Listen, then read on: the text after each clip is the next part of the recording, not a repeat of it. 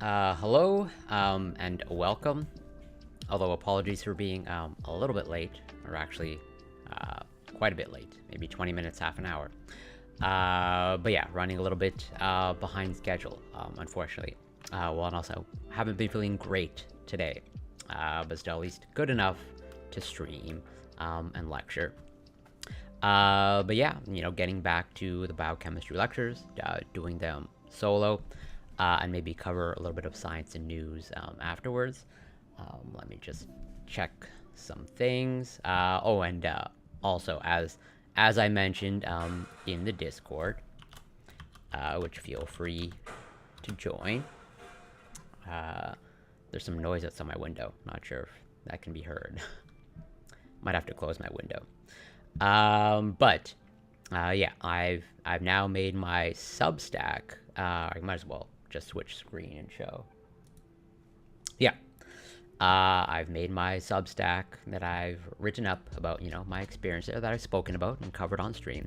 But yeah, since making it available, it's gaining whatever. I'm sharing it quite a bit, but it's gaining a little bit of traction, where sort of whatever through I guess the people that I shared it with, they're also sharing it themselves, and I guess it sort of has spread through some parts of LinkedIn, and two they'll remain anonymous, and I won't say exactly what they said, but two former employees from this company have actually reached out to me, and these are two former employees that I've never met in my life, but they've reached out to me saying pretty much like the exact same thing, or corroborating sort of my story, given the fact that they also said they had a really negative experience. So that's somewhat well, in a way it's reassuring in the sense that maybe I'm correct in my assessment, although again, who knows. But also a little bit unfortunate in that they shared also that they had a negative experience, which is not a good sign. But regardless, so far me making it public has been I guess a positive experience. Although again, as I mentioned in my writing, I might not be hireable by any company at all in the future. But either way, that's an aside. Getting to the lectures, one moment.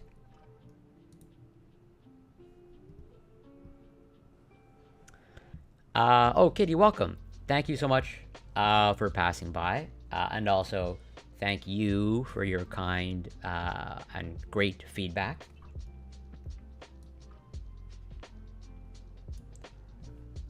Let's see if I can adjust this appropriately.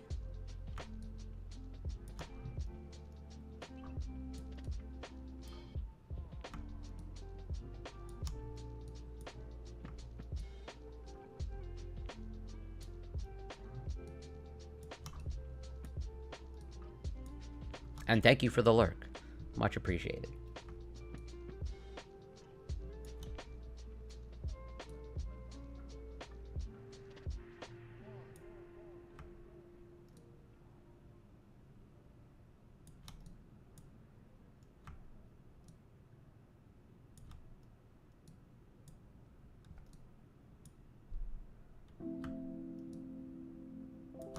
One of these days I will invest in an appropriate or more official overlay.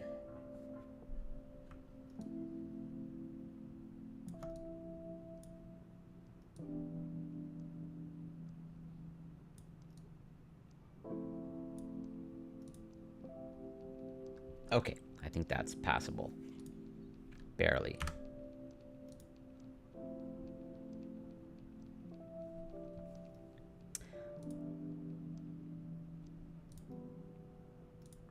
All right, one moment.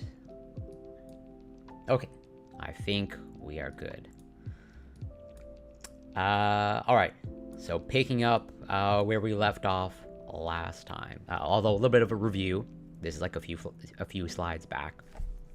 So like we covered this last time, but I want to make sure at least hopefully I get the point across. Where So we did a little bit of a brief, sort of introduction to pH and like acids and bases, and we went through the three definitions of acids and bases.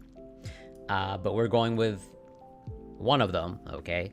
The Bronsted-Lowry definition.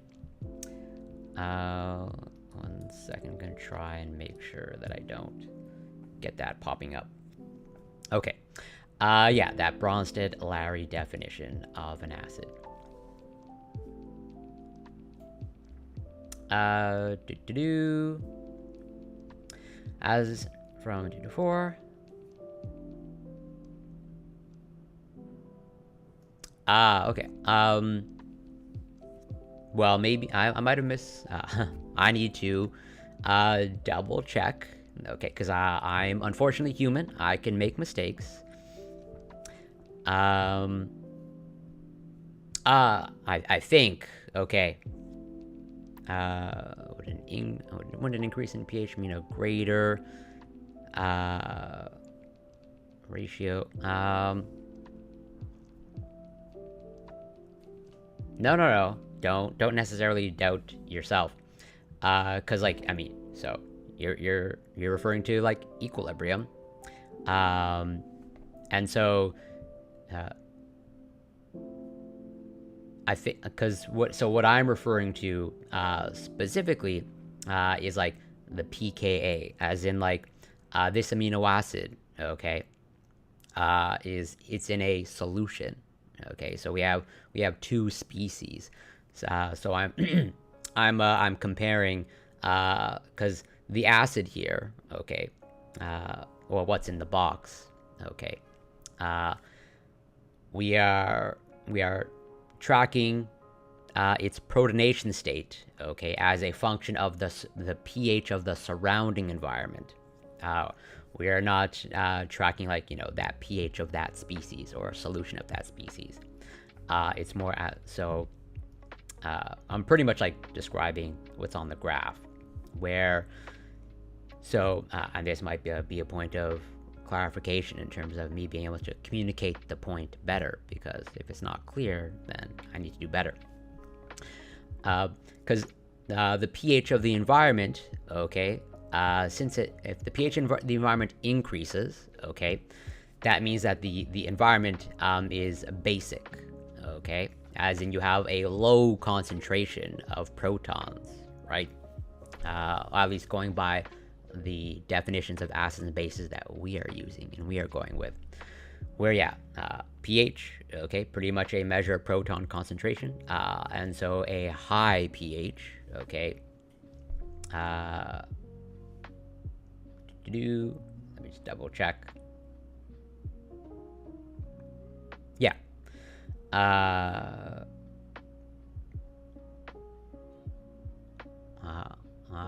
Yeah. That's it. Yeah. pH of the surrounding environment. Yes. Okay. I'm pretty sure I'm gonna go do my due diligence after stream, making sure that I describe it correctly.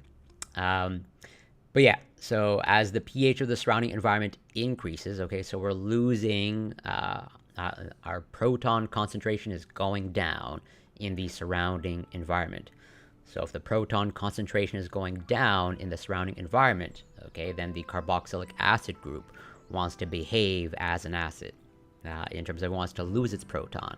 Or I guess to reframe it in a different way, the environment wants to, extract the proton from the acid, because, generally speaking, things move down their concentration gradient, okay? So if you have a basic environment, okay, the surrounding environment is basic, okay, then the acid wants to behave as an acid and give up its proton, saying, hey, the environment is a low proton concentration, so take mine, because I will freely give it away at a pH above 4.0.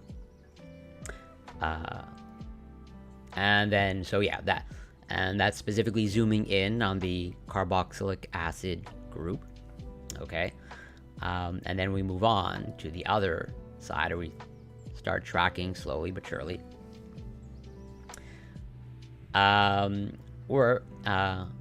Okay, good. Well, that's why, like, I want, like, definitely feel free to question. That's what I want, because like, even though I'm like quote unquote lecturing, okay, like again, I do make mistakes, for sure. Well, as I also, not to shill my Substack even more, but as I explicitly mentioned in my Substack in my write-up, I make mistakes. So you can definitely call me out at any time.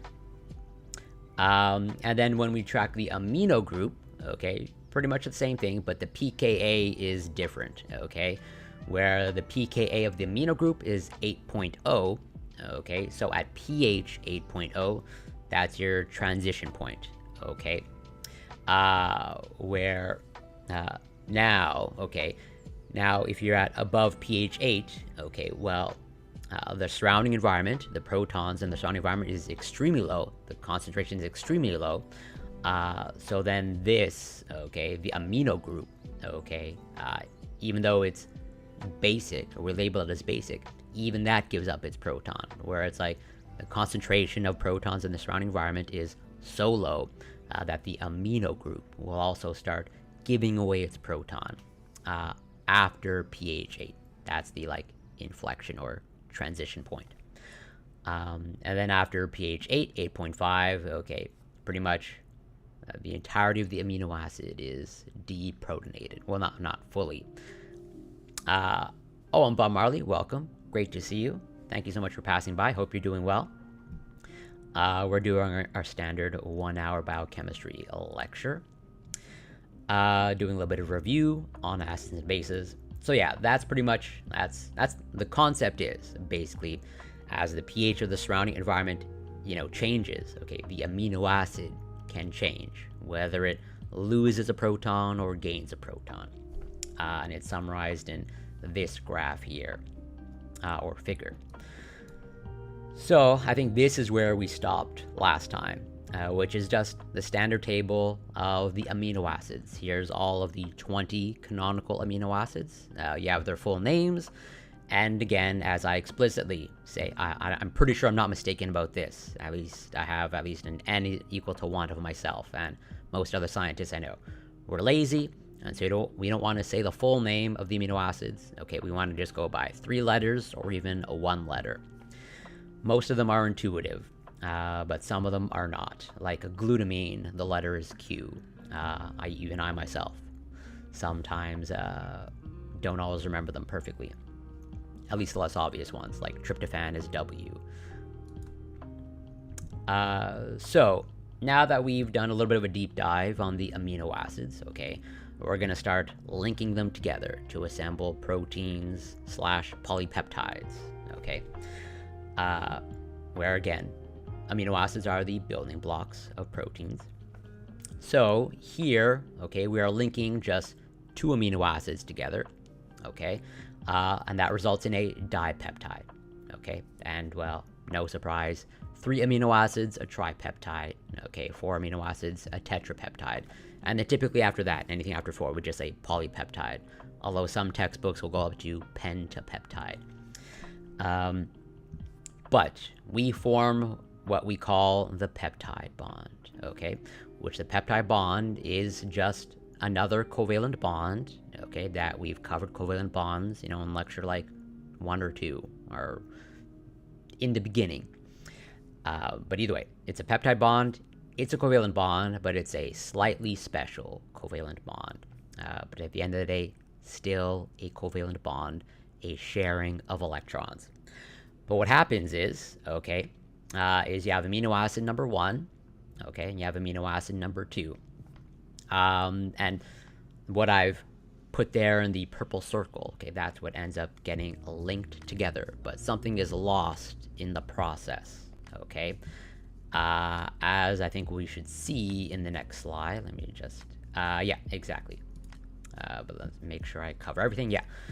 So, as I put in the note there of the circled, or one of the circled amino acids, 2 out of the 3 hydrogens are lost in the process, okay, in forming this peptide bond, okay? When the 2 amino acids come together, it's not like 100% of everything is conserved. Something is lost. More specifically, as we will see, okay, a water molecule is lost. Or in total, 2 hydrogens and 1 oxygen is lost, okay? And that's what I've circled there, okay? And this oxygen from amino acid number 1 is lost, okay? And then 2 out of the 3 hydrogens are lost from the NH3 on the second amino acid, okay? So in total, it's H2O. It's a loss of a water molecule. And also, just as a note, we often refer to amino acids as residues as well. They're used interchangeably, or sometimes even we just say amino acid residues. But either way, when we're talking about residues, we are pretty much always referring to amino acids. Because again, we're lazy. Saying residue is easier sometimes than amino acid. And Gina Jake, welcome. Thank you so much for passing by. Great to see you. Hope you're doing well. So, what is the exact reaction, okay, that takes place in forming this peptide bond?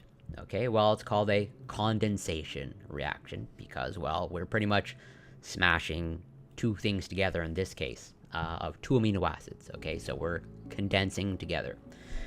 And it's, again, we call it a condensation reaction, but it's more specifically a condensation reaction where we are losing a molecule of water, or again, 2 hydrogens and 1 oxygen.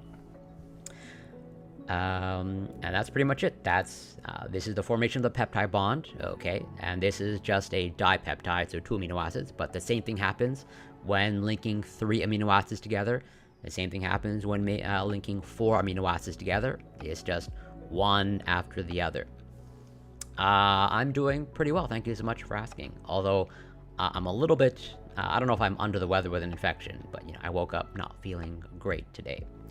But good enough to at least, somewhat lecture, or hopefully I can still keep my train of thought as I'm speaking about the own slides that I prepared. So, yeah, we are to form a protein, okay, we just link a bunch of amino acids together. It can be dozens, it can be hundreds, it can even be thousands, okay? So this is just a dipeptide. But here, we're building up more and more, okay? This is a pentapeptide, okay? And I've labeled I've numbered all 5 of the amino acids that are linked together, okay? You can read them in sequence, left to right.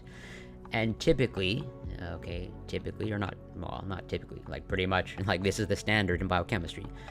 When we are reading an amino acid sequence, okay, we start from the amino, okay, the amino terminal end, okay, and we go towards the carboxy end, okay. That's sort of our way of orienting ourselves, of like, we typically, this is where we mark the beginning of a polypeptide sequence, and this is where we mark the end, as in the amino terminal, the one that has the NH3, okay, exposed. That's our beginning, and then our carboxy end, okay, our COO minus. That's the end, or what we call the carboxy terminal. Has it been surpassed? Oh, actually, I think even I myself have read that headline, but I was too focused on the textbook in terms of taking the textbook's word for it instead of going what I know from my brain and updating the information. Even though we're not using like some super outdated textbook, but like still, I believe you are correct, because I seem to have that also in my brain, that Titan has been surpassed. But either way, according to this textbook, when it was written, which I think was about 5 or 6 years ago, Titan was the biggest protein or polypeptide, okay, at 27,000 amino acids long, okay? So here we have 5, so you have to think that, for Titan, we have linked together 27,000. They're linked together all in the same way, okay, and forming that peptide bond is just much longer, much bigger, okay? And so the sequence, the sequence of this pentapeptide of 5 amino acids, or 5 residues, okay, it's a tyrosine, glycine, glycine, phenylalanine, and leucine. Okay, and yeah, that's how we read our amino acid sequence or polypeptide sequence, from left to right. Amino terminal end to carboxy terminal end. But as I put there in the note, most proteins, okay, that occur, or polypeptides that occur, they're in, the ballpark of a few dozen to, a few thousand. But there are the outliers of Titan, supermassive, super huge. No, you're not. Let's just say, if knowing that type of information, that Titan has been surpassed, and that's weird, then I'm a weirdo exactly like you. So, we're talking about polypeptide chains, okay, and we just saw a pentapeptide, okay, which is a polypeptide. It's just 5 amino acid residues. But as I say here, okay, just as DNA has a backbone, and we covered, okay, DNA with some depth, a few lectures ago, and DNA has a backbone, okay. The backbone of DNA, as I put there, it's phosphate and deoxyribose. But, okay, a polypeptide chain also has a backbone, okay, some sort of repeating unit, okay, where the repeating unit in DNA, okay, on that structure of DNA, the double helix, okay, what's on the outside? I sort of think of the structure of DNA as like a ladder, but like a twisted ladder, okay. And the backbone of DNA is like, that sturdy part of a ladder. And so the backbone of DNA, it's that repeating unit of phosphate and deoxyribose. Phosphate, deoxyribose, phosphate, deoxyribose, from beginning to end. And so with that principle, okay, a polypeptide or protein also has a backbone. It has a repeating unit, and that's what I've put there in the purple circles, okay? You have a nitrogen, carbon, carbon, okay, as your backbone, as your repeating unit. NCC, NCC, over and over, all throughout an entire polypeptide chain. Like this NCC repeating unit, we can, it's very often referred to as like, the main chain. And Alan Trey, welcome. Thank you so much for passing by. Hope you're doing well. We're covering some biochemistry material. So yeah, as I put there, the nitrogen, carbon, carbon is the repeating unit of the backbone. Okay, pretty much NCC, NCC all throughout. Okay, and I try to emphasize as much as possible the backbone, and I do it for pretty much. It's my way of orienting myself. Okay, as we get more and more into proteins and looking at protein structures, at least I myself can sometimes like get overwhelmed of like, what amino acids am I looking at? Okay, what is this? In this sea of atoms. Okay, and the way that I orient myself is like to look for the backbone. Okay, the NCC, nitrogen, carbon, carbon, repeating. And as I've mentioned, and as I'll mention over and over, typically, in biology and biochemistry, we depict nitrogen as blue, or some sort of blue sphere, and then carbon is like gray or black, which we're going to see probably in the next few slides. But yeah, all that to say is like there's a backbone to a polypeptide sequence, and it's that repeating unit of nitrogen, carbon, carbon, or NCC, all throughout from beginning to end. So now we are going to start getting into a little bit more protein structure. Okay, so we've covered the amino acids, all of the 20 canonical amino acids. Okay, and we've definitely covered cysteine. Okay, and again, you'll get more and more used to all 20 amino acids. Well, I guess the more you stick around, because pretty much almost throughout the entirety of biochemistry, you encounter proteins and amino acids over and over. I'm doing pretty well. Thank you so much for asking. How are you doing? So, amino acids, okay, amino acids can, react with each other. Okay, and what's shown here, okay, is 2 cysteine residues, okay, or 2 cysteine amino acids reacting with each other. as in the structure here of cysteine, the amino acid cysteine is shown there, okay? And in the side chain, okay, so also again to emphasize the backbone, okay, so here's your amino acid, okay, and you have your repeating unit, NCC. In this case, it's in the right to left direction, but either way, it's there. You have nitrogen, carbon, carbon, and then on that, the alpha carbon, okay, the one to the left of the nitrogen, okay, that's where your side chain, okay, is located. And so that's the side chain of cysteine, which we have seen a little bit before. But of note, this is one of the few amino acids, okay, that have sulfur, okay, in their side chain, okay, sulfur and hydrogen, okay. But as a result of cysteine having that in their side chain, okay, then two cysteine residues can react with each other, okay. And that's essentially what they're showing there, of like how through the side chain of two cysteine residues, they can form what we call a disulfide bond.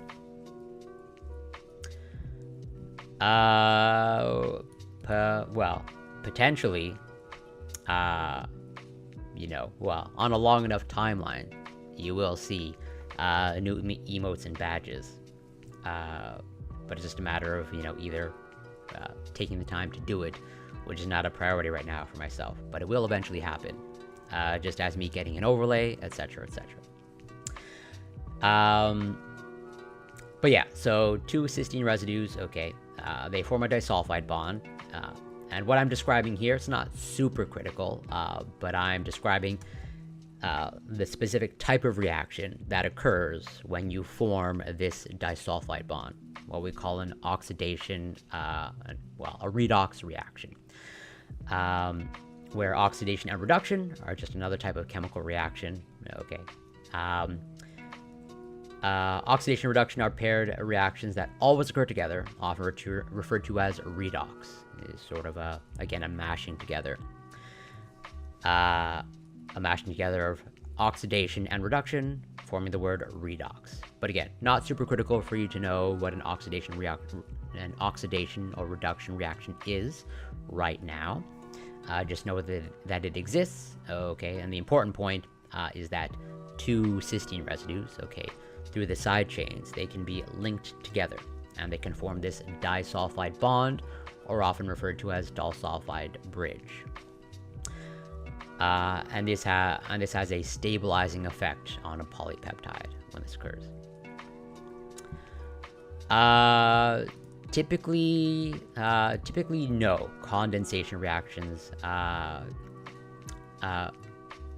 Well, that's where it's like it's sort of like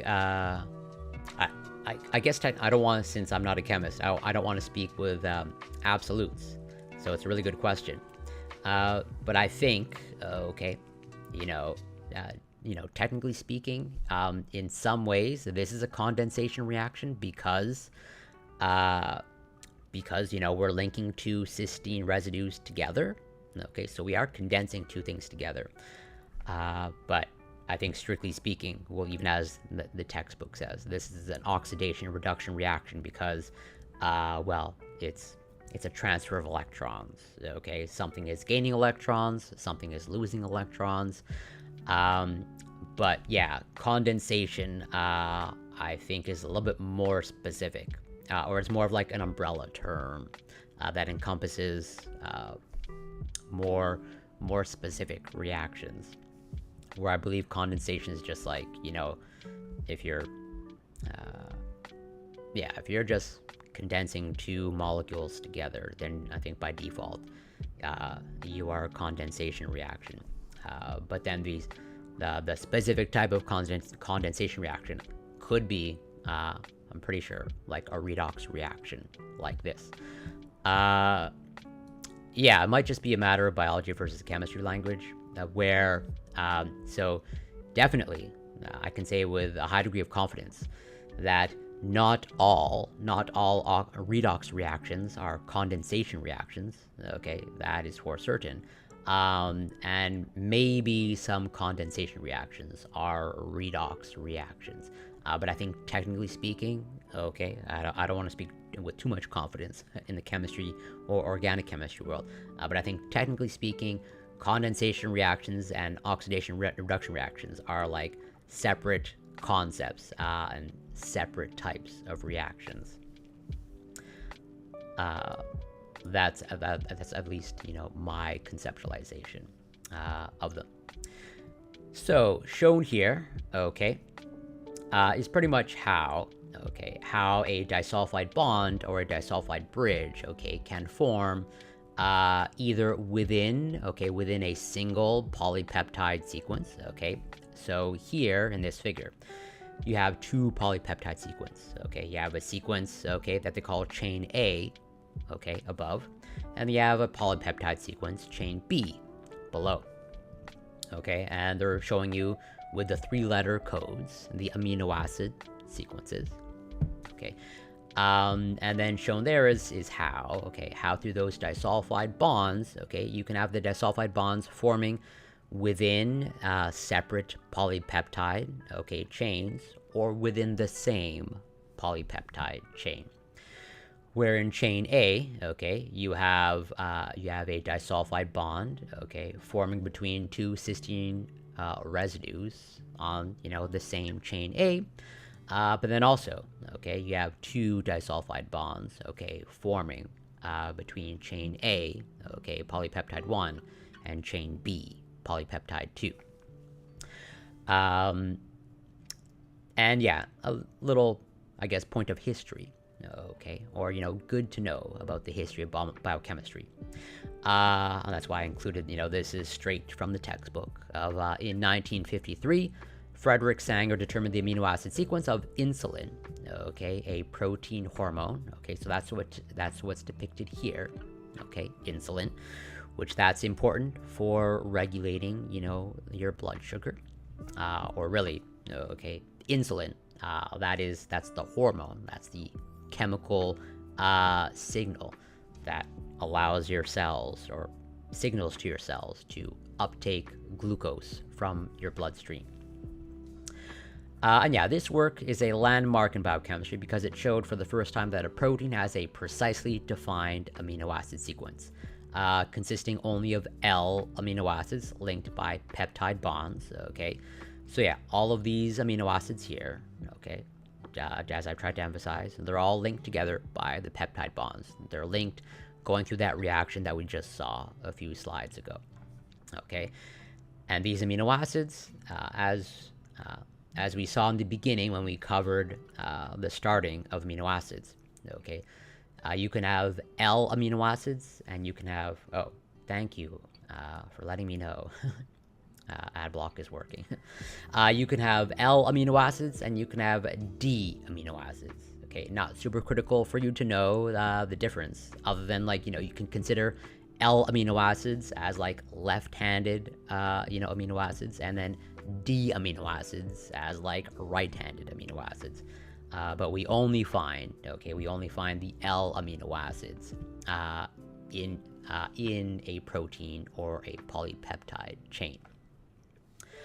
But yeah, determining the sequence of amino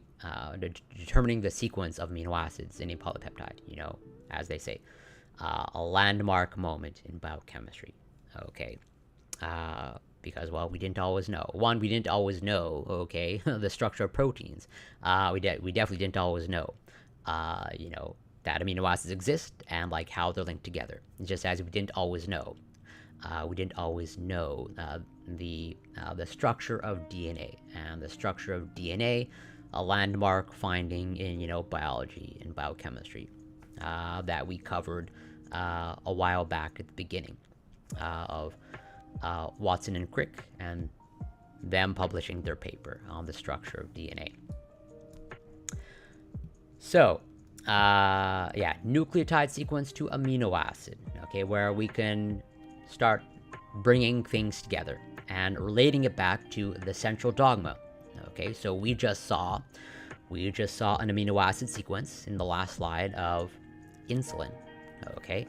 And how do we put it in the broader context of biology? Or, like, what's the relationship between amino acids in proteins and DNA, and the DNA that makes up your genes.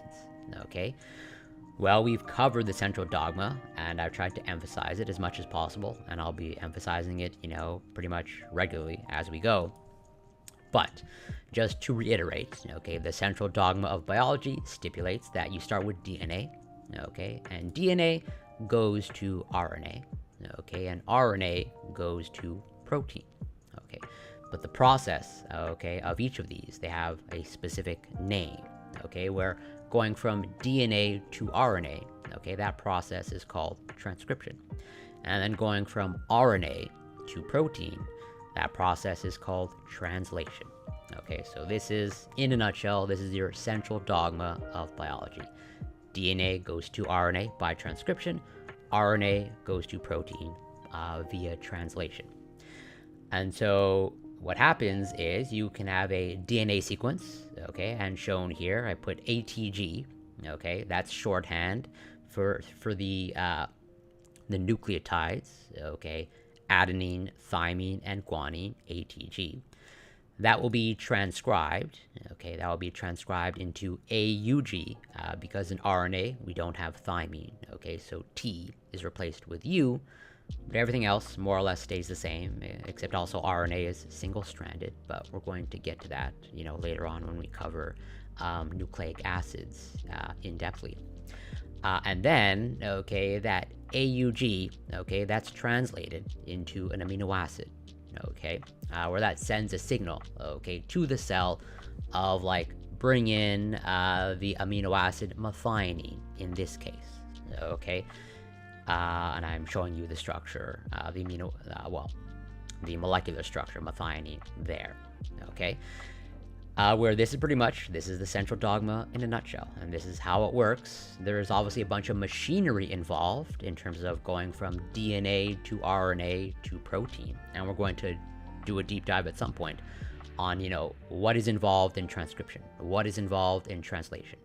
But a zoomed out version is you start with a DNA sequence like ATG, that is transcribed to an RNA sequence like AUG, and that is translated, this AUG corresponds to an amino acid, which is methionine. And that results, this is why we have, okay, tables like this, the genetic code, okay, where in the middle of the table, you have the amino acids, all 20 of them. They're clustered together, okay, in a specific way. So this is an RNA codon table, okay? And so on the left and the right, okay, you pretty much have your nucleotides, your RNA nucleotides, either U, C, A, or G. And pretty much you have first position, second position, third position, okay, depending on which amino acid you are, okay? You have a specific RNA codon, okay, devoted to you. Just as we saw in the last slide, AUG, okay, AUG in RNA, that corresponds to methionine, okay, where if you look for methionine here, where there's only one, okay, where my cursor is, we can see that for methionine, okay, you have A in the first position, you have U in the second position, and then you have a G in the third position, okay? And that's how the cell, okay, pretty much reads RNA. It comes, the cell machinery that we'll get to, it scans that RNA sequence, it encounters AUG, and then it brings in a methionine. And it'll be the same process for pretty much all of the other amino acids. But again, we're going to see the process of transcription and translation in due time. But that's how this all comes together with the central dogma.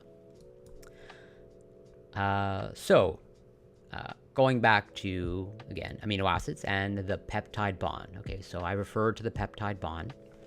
But again, the peptide bond is just a covalent bond. It's just a little bit of a fancier covalent bond. But at the end of the day, it is just a covalent bond. It is made up by a sharing of electrons.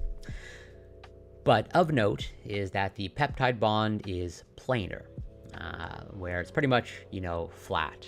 as in there's very little or no rotation that can occur around the bond. Like how it's assembled there, okay, where they're showing sort of a rectangle or an angular rectangle. Pretty much, there's basically no rotation in that area. Like those atoms are effectively stuck there. The nitrogen, the carbon, the oxygen, and the hydrogen, okay, they're pretty much stuck in the plane of the page, okay? And there are reasons for that we're going to see, or we should see next. But this is fairly important in terms of understanding, okay, once we start getting into protein structure and why, well, not everything is possible when it comes to protein structure, where it's not like twisting a piece of thread, okay? There are restrictions in how much you can twist and turn a polypeptide sequence, and some of those restrictions are the results of the fact that the peptide bond, okay, it's planar, and it can't really rotate, or it's very much restricted in its movement. But why? Okay, why is the peptide bond planar, or why is there no rotation that can occur around the bond? Well, it's due to the fact, okay, that it has this partial double bond character that restricts movement / rotation, okay? It's not super critical to fully understand what's going on here when they say, peptide bond resonance structures, in a nutshell, okay? You have, well, as mentioned, and as I tried to emphasize, okay, covalent bonds, they are just a sharing of valence electrons, okay? And resonance essentially refers to, electrons moving around, or how, when we're looking at the structures of molecules, it's not the case, it's not always the case, that the structure of the molecule, it's like frozen in time, what we see, and that's what it is all the time.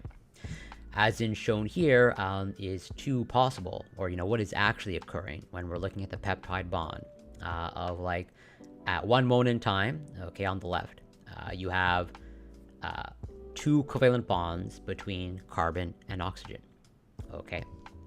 But some of the electrons, okay, that make up those covalent bonds, okay, in that C double bond O, they can move around, and more specifically, they can move around and form a double bond between the carbon and the nitrogen. And you can see that on the right, okay, between the carbon and the oxygen, it's no longer a double bond. So pretty much, the double bond is moving around. It's either C double bond O or C double bond N.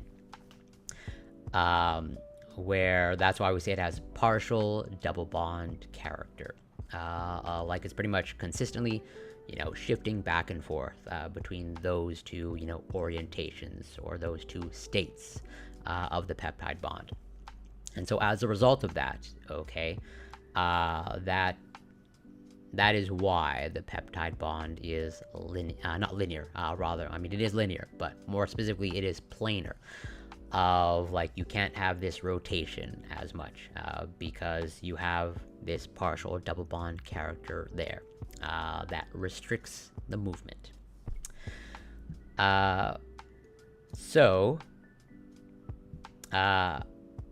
In addition, okay, to, the peptide bond and its partial double bond character, it has dimensions, okay?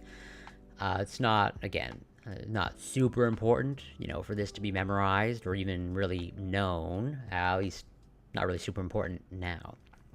But I just want to highlight that the bonds, okay, what we're seeing, they have dimensions, as in there's actual distances, okay? And the distances, okay, we're not measuring them in meters, kilometers, okay, we're measuring them in angstroms, okay, which, seems fancy, but it's not. It's really just, the unit we use at like an atomic level or molecular level. And pretty much to do the conversion, Okay, there are 10 million angstroms in 1 millimeter. As in, if you take 1 millimeter, okay, you divide it up into 10 million equal parts. Okay, take one of those parts, and there is your angstrom. Okay, so it's an actual distance. Obviously, it's a super tiny distance. Okay, we're looking at the atomic level, but just all it is a distance. As in 1.51 angstroms. Okay, it's that particular distance.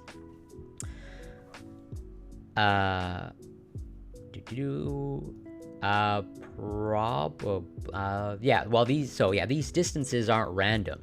Like, they are definitely they're a function of multiple things. This is in the recesses of my brain in terms of the hardcore chemistry. Totally a part of it is like the atomic radius of each atom. Okay, where the atoms have size. This is not to scale in terms of all the spheres here, as in the hydrogen. Okay, the hydrogen, the white sphere, okay, is definitely much, much smaller in reality than the nitrogen. But yeah, you're almost certainly right that being more positive than C, that would be a function as well. The charges, electronegativity, all that stuff. And yeah, bond lengths do matter, and we'll definitely see, okay, as we go, especially when we're talking about hydrogen bonds. Okay, the length of hydrogen bonds matters, and matters a lot. So, in addition to the partial double bond character, okay, and the fact that the peptide bond has dimensions, okay, it also has preferred orientations, okay, where, as I try to emphasize and highlight, three-dimensional orientation matters, okay. So, generally speaking, the atoms don't want to be too crowded around each other. Just as, generally speaking, okay, most people don't want to be around, other strangers. Or like, when people sit down in a movie theater, okay, they tend to spread out in a particular way. Assuming it's not, a fully sold out theater. And the same thing holds true at the atomic level with the atoms. They don't want to be too crowded, okay, so they have preferred orientations around the bonds, okay, and more specifically, the trans conformation, okay, of the atoms around the peptide bond is heavily favored because in the cis orientation, okay, you have this potential for more crowding, or the atoms to be too close together to each other, and that's just too much for them to handle, and so they will not prefer that cis state. And so, generally speaking, the trans state is very heavily favored, just because it's less crowded. That's it. That's all. And yeah, almost all peptide bonds are trans. That's why I say very heavily favored, where pretty much you can consider it like virtually 99.99% of the time. Okay, the peptide bond is in the trans state. And as the textbook says, this preference for trans over cis can be explained by the fact that steric clashes between groups attached to the alpha carbon atoms hinder the formation of the cis configuration, but do not arise in the trans configuration. And that's pretty much it. And so again, as we go, we'll encounter this terminology again. Cis pretty much just meaning across, and I don't know if I said that correctly. Trans meaning across, and cis same side. That's basically it. And this relates to the concepts of trans fats. There's a reason why we call trans fat, and it relates to this concept of the atomic orientation, okay, of the fats. So, getting into the more nitty-gritty details, okay, around the amino acids, and how they orient, okay, and twist and turn, okay. We are now talking about bond rotation, okay. So when it comes to the peptide bond, okay, there's pretty much no orientation around that. But there are other bonds, okay. There are other bonds in an amino acid and in a polypeptide chain that can rotate. Okay, and so we tried to measure those, or rather, keep track of those. Like, how do they rotate around? Okay, and this looks super complicated, and takes some time to get used to, because you have to think of things in 3D, and even I myself, I'm not particularly good at that. Oh, Jack, thank you so much for passing by. Yeah, no worries. There's always the VOD, and as a movie buff, okay, I can never blame anybody for getting lost in a movie. But thank you so much for passing by. Always grateful. So yeah, there's pretty much no rotation around the peptide bond, okay? But these other bonds that they're showing in the figure, they can rotate, okay? Oh, thank you so much for the lurk, Gina Jake. Super appreciated. Very kind. So between the carbon and the nitrogen, okay, the C double bond O and the nitrogen, there's like no rotation. But you have those two other bonds there, okay, that you can have rotation about there. Beyond white space. Okay. B movie. So I assume it's, either a little bit cheesy or a little bit campy, which, I can certainly get behind those types of movies. Like, I definitely like quite a few cheesy and campy movies. That's for sure.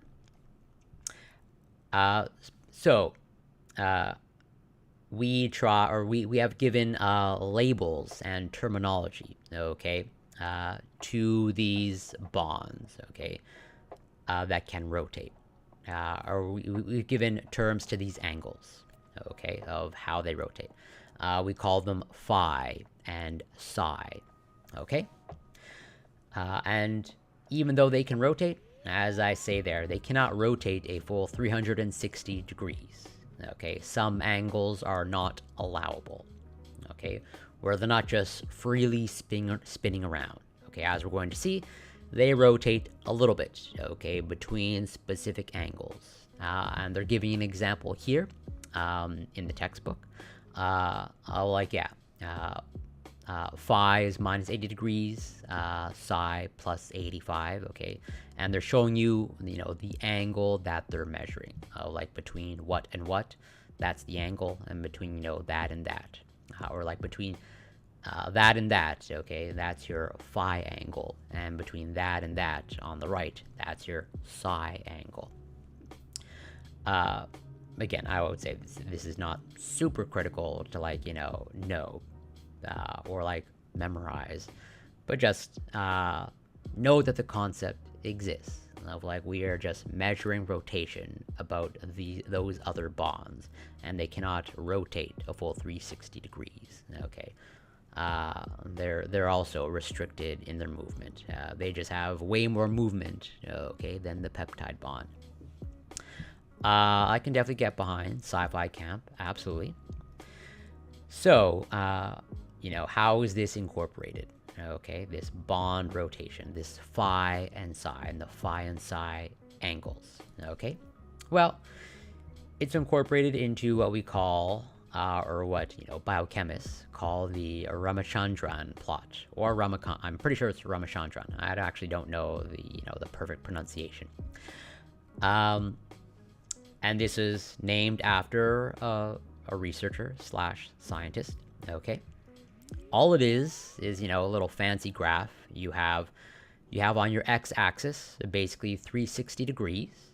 Okay, so it's a plot showing essentially 360 degrees of the phi and psi angles on the x and y axis respectively. And in green, okay, those are the allowable or favored angles.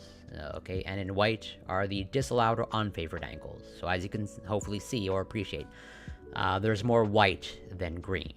Okay, and that's why I say, like, in the phi and psi angles, you have rotation, but it's not just like any rotation. It's definitely not 360 degrees, as you can see. Okay. Like, let's say for one of them, minus 60 and minus 60 on psi and minus 60 on phi. Okay, that's possible. But like, 120 on phi and 120 on psi, impossible. We don't see that. And pretty much the dark green, okay, that's more favored, and the lighter green, still technically favorable, but not as favorable as like the dark green. And the white, as mentioned, that's just the disallowed. You're violating the laws of physics and what we know of atoms, okay, if the bonds are rotating in that way, okay. Or we've just found something, super anomalous that we've never encountered before, like in nature or ever. But this is just, the way that we keep track of like the angles, okay, those phi and psi angles, and how as we will see as we twist together a polypeptide sequence, okay, that the angles change. Yeah, or you are on fire. Yeah. Absolutely. Oh yeah, great question. This is just for folding, and so I guess to use the more technical term, okay, this allows for protein folding, okay, or more specifically, this is our way of keeping track of what happens to a polypeptide as it folds, okay, of like what's happening to each individual amino acid, okay, as a full polypeptide folds, okay. Now we're going to see that. Well, actually, we're going to see that should be next. So you have this other, okay, version of the Ramachandran plot, okay, and here is where it's referring, okay, it's referring to specific structures of polypeptides, okay. As in, you have a right-handed helix, okay, that we're going to see at some point. Well, actually, I think probably pretty soon. And then you have a left-handed, okay, helix, which is very rare, okay. But either way, as the term implies, it's just a helix, okay. And so those are the angles, okay, in a right-handed helix, okay, the amino acids, the phi and psi angles in the amino acids, okay, take those angles, minus 60 and minus 60 for phi and psi. In a right-handed helix specifically. And then in the left-handed helix, okay, your phi angle is plus 60, and your psi angle is minus 60. And yeah, as we start assembling amino acids into higher order structures, some angles are simply not possible. Okay, and so yeah, there's this little blurb from the textbook, okay, that included there, where are all combinations of phi and psi possible. So here's the researcher. I guess I'll try to pronounce that. Gopalassamudram. Ramachandran recognized that many combinations are forbidden because of steric collisions between atoms. Strictly speaking, not quite.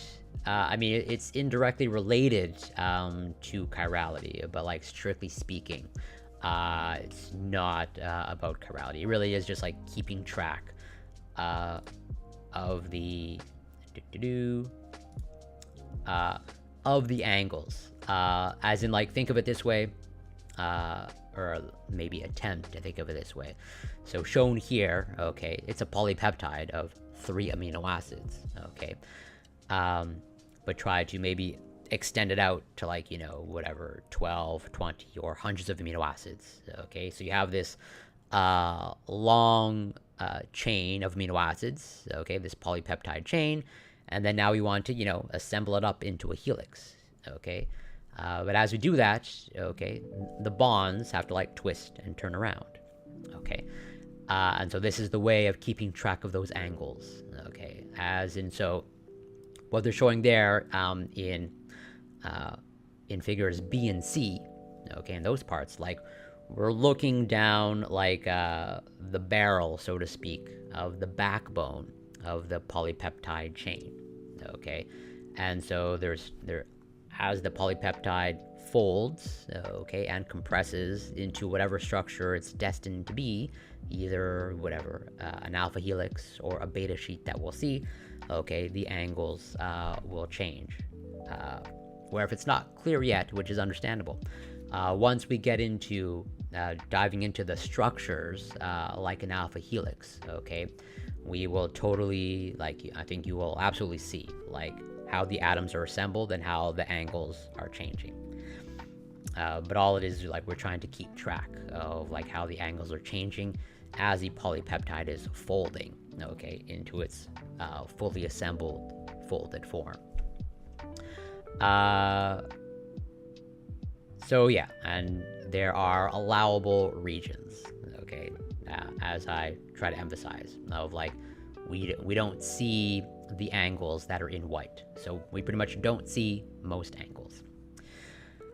So yeah, this Gopalasamudram Ramachandran recognized that many combinations are forbidden because of steric collisions between atoms. Like, they simply cannot, orient themselves that way, because they're like, just as you can have two objects occupy the same space at the same time. It's a similar principle of what they're showing here, of like, in this white space here, okay, if it actually tried, okay, to orient itself that way, like, you just get literal, like, collisions of, like, yeah, two atoms pretty much trying to occupy the same space at the same time, which, as far as we know, is not possible, at least not yet. So the allowed values can be visualized on a two-dimensional plot, okay, called the Ramachandran plot, okay, which we've just seen, where, yeah, as they say, 3/4 of the possible phi and psi possible combinations are excluded simply by local steric clashes. And steric clashes is just fancy terminology for, like, yeah, two objects trying to occupy the same space at the same time. It's just like, hey, we're two people are trying to go for the same seat in the movie theater. Something's got to give. So yeah, steric exclusion, the fact that two atoms cannot be in the same place at the same time, can be a powerful organizing principle. Now that's essentially that organizing principle there, of like, as your amino acid sequence, okay, starts folding up, which we will see quite soon, I think like in the next slide, okay, atoms have to start moving around and, getting out of the way, or like pushing other atoms out of the way.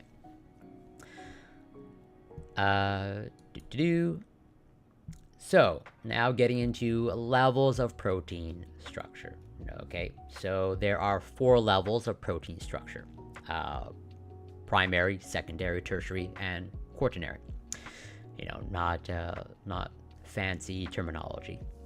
So I'm showing here, we've seen this figure before, but I'm using it as the example of primary structure, okay, which is just your straight amino acid sequence. Okay, you have 5 amino acids here, and pretty much literally what you are seeing, okay, in the figure, that's primary structure. Just like, what is your straight sequence of amino acids that are linked together, okay, in your polypeptide. Strong force and weak force on the individual atoms at that point, that actually I get because we have that issue. Okay, fair enough. Definitely I am not, I'm completely ignorant on metallurgy, and I only know about growing crystals. Actually, it should be more specific. I only know about growing protein crystals, okay, which we will cover at some point. Like, of all the structures that we're seeing, okay, well, how do we come up with these structures, or how do you solve the structure of a protein? Okay, how do we know what we know? And part of that is, part of the process of that is growing protein crystals for the purposes of what we call X-ray crystallography, which we will absolutely get to, I think in the next chapter actually. But yeah, so this is primary structure, okay, just like your polypeptide sequence of amino acids. So shown here is just, again, primary structure of the amino acids linked together. And yeah, it can be a handful of amino acids, like we saw in the last slide, of just like 5 amino acids linked together, making a pentapeptide, or a bunch of them, okay, to hundreds or thousands, or potentially in the case of Titan. I don't know if Titan is, I would venture a pretty strong guess that Titan is, it's not one singular polypeptide sequence of 27,000 amino acids, but I could be wrong.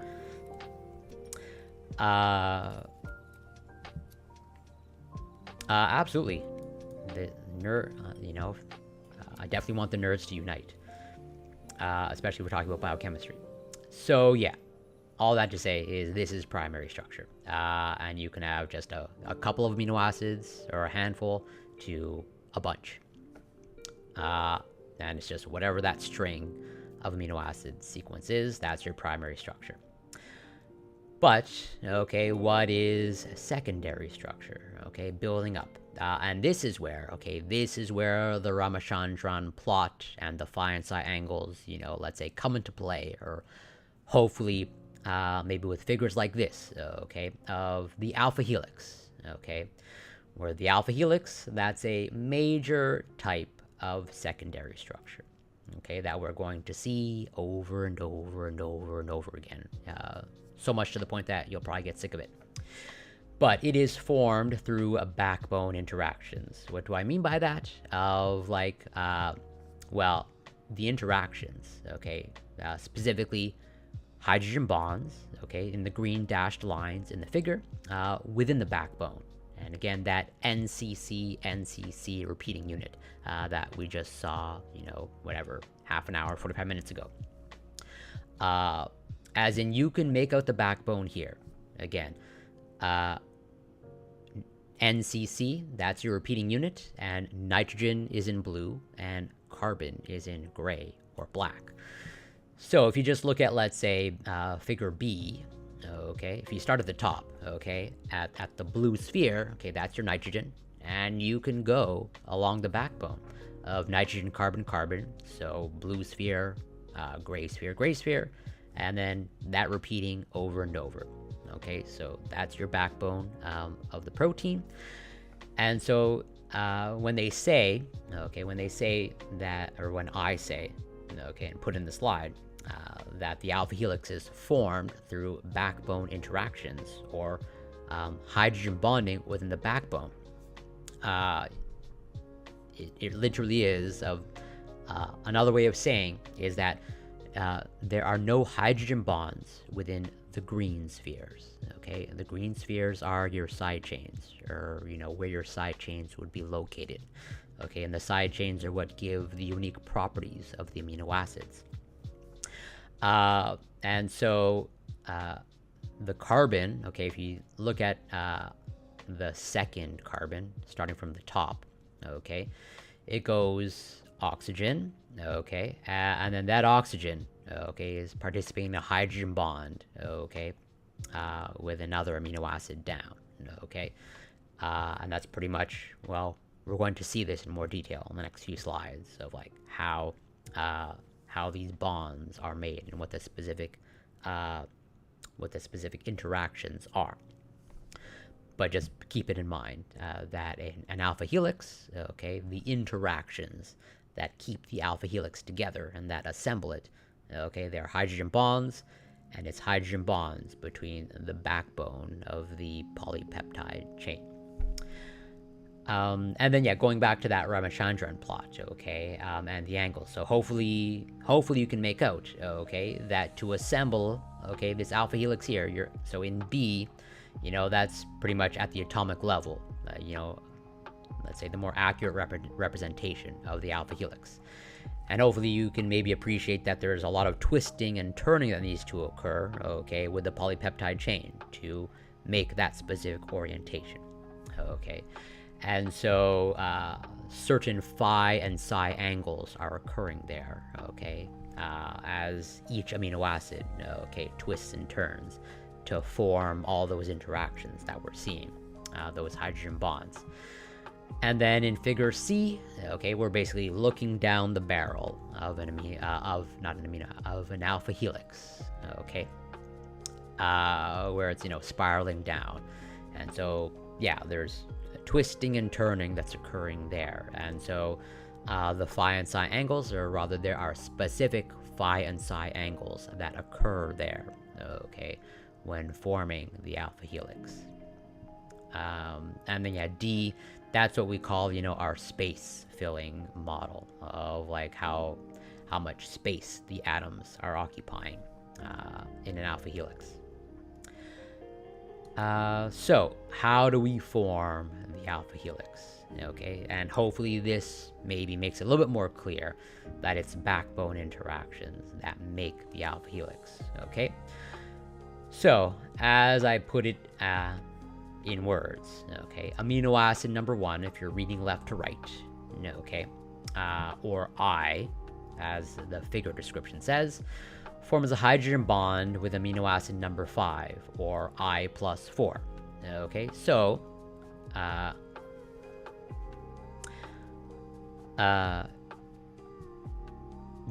so that's pretty much, that's what it is. Like, I definitely had for organic chemistry 1 and organic chemistry 2, I had a little molecular model kit. Well, I was more or less forced to buy one as part of the course. And it's like, yeah, although for those molecular model kits in, organic chemistry, you're typically, you're not assembling hundreds of atoms. It's usually like, 5 or 6 or something. But it's like, yeah, it's pretty much that principle of like, as you assemble it, like there's only so much you can twist it around. Of like, it needs to, if you want to make an alpha helix, okay, you have to twist it around in a specific way. Or if you try to force it, okay, well, then it's gonna break. So yeah,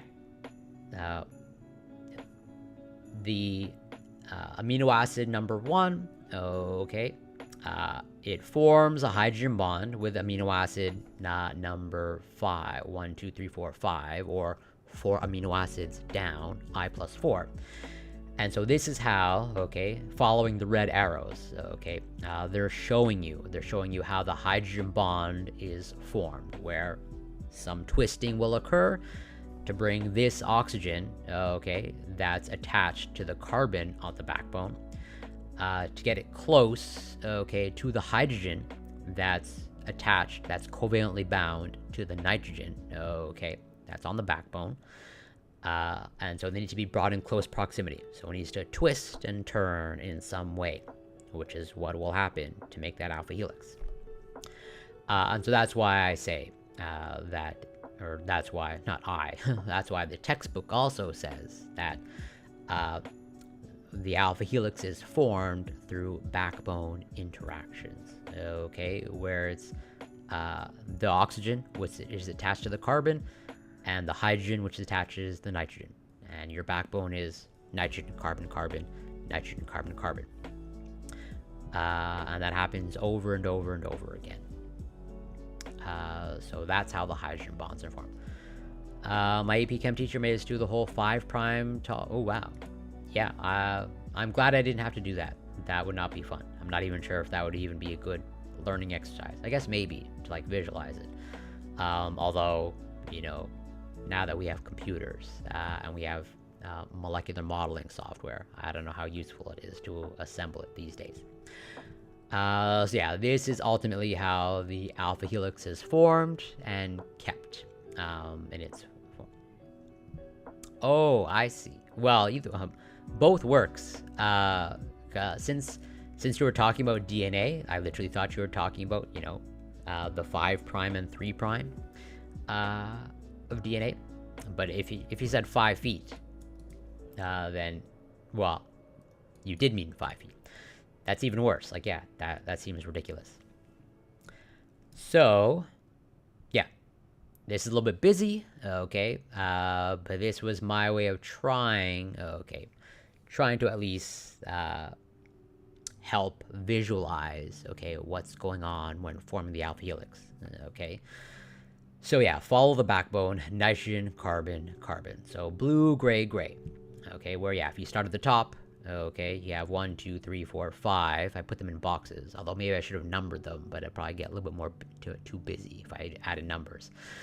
But all that to say, is like amino acid number 1, okay, if you go along the backbone, so here's amino acid number 1, nitrogen, carbon, carbon, nitrogen, carbon, carbon, nitrogen, carbon, carbon, nitrogen, carbon, carbon, and then nitrogen, carbon, carbon. So there's a hydrogen bond that's formed, okay, between the oxygen on amino acid number 1, okay, the oxygen's attached to the carbon, and then the hydrogen, which is attached to the nitrogen, okay, and that nitrogen is 4 amino acids down.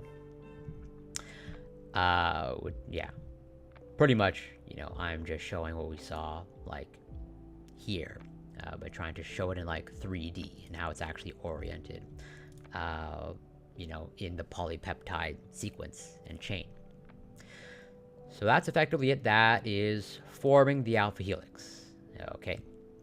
And so, for easier visualization, okay? So we're looking at these atomic structures here, okay? And even though, I've seen these, thousands of times, even I myself, they're not easy for me to look at. And I like to see what's going on here. And so I myself prefer seeing alpha helices like this, okay? Where we very often depict them as like a ribbon or a cylinder. Actually, more often than not, a ribbon. You're not really going to see the cylinder all that much. Because, like, yeah, it's just easier to visualize an alpha helix that way. DNA is 1 chapter and 5 questions on the AP test. It was not a great learning experience. It was, okay, yeah, fair enough. But either way, if you were introduced to DNA in high school, not a bad thing. So that's pretty much, so that's the alpha helix, okay? And this is pretty much how we'll see them most often, as like some nicely colored ribbon diagram or figure. And then we have beta sheets, okay? This is another major type of secondary structure. But I think this is where I'm going to stop for today, because I think we covered quite a bit of ground, and we did I think a pretty good thorough dive on the alpha helix, where I think that's enough in terms of, like, dense information.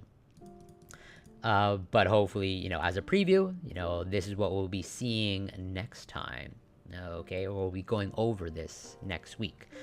Of the beta sheet, okay, shown here is a beta strand, okay, and then in order to form a beta sheet, you need multiple beta strands that are going to be stacking one on top of the other. Well, thank you for the kind words. I'm probably gonna read like a couple of articles, as I've been talking, and almost certainly as a result of chat and the lovely people being here, I feel a little bit better. But yeah, we'll be pretty much next time we'll be doing more secondary structure, and the beta sheet, okay, is another major type of secondary structure, where moving forward, as we start getting more and more into proteins, we're just going to be seeing alpha helices and beta sheets over and over and over again.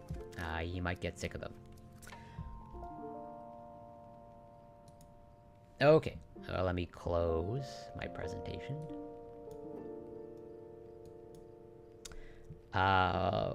Where, yeah, I mean, I would continue on, but I don't want to use up all the slides that I've prepared. Like, I can technically, I have probably 3 or 4 hours worth of slides, but I don't want to use them all up every single week, because that means I gotta prepare, 3 or 4 hours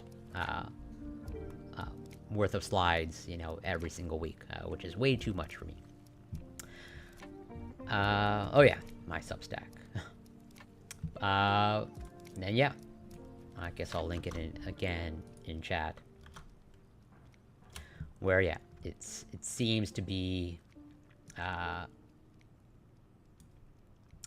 Well, actually, I've been thinking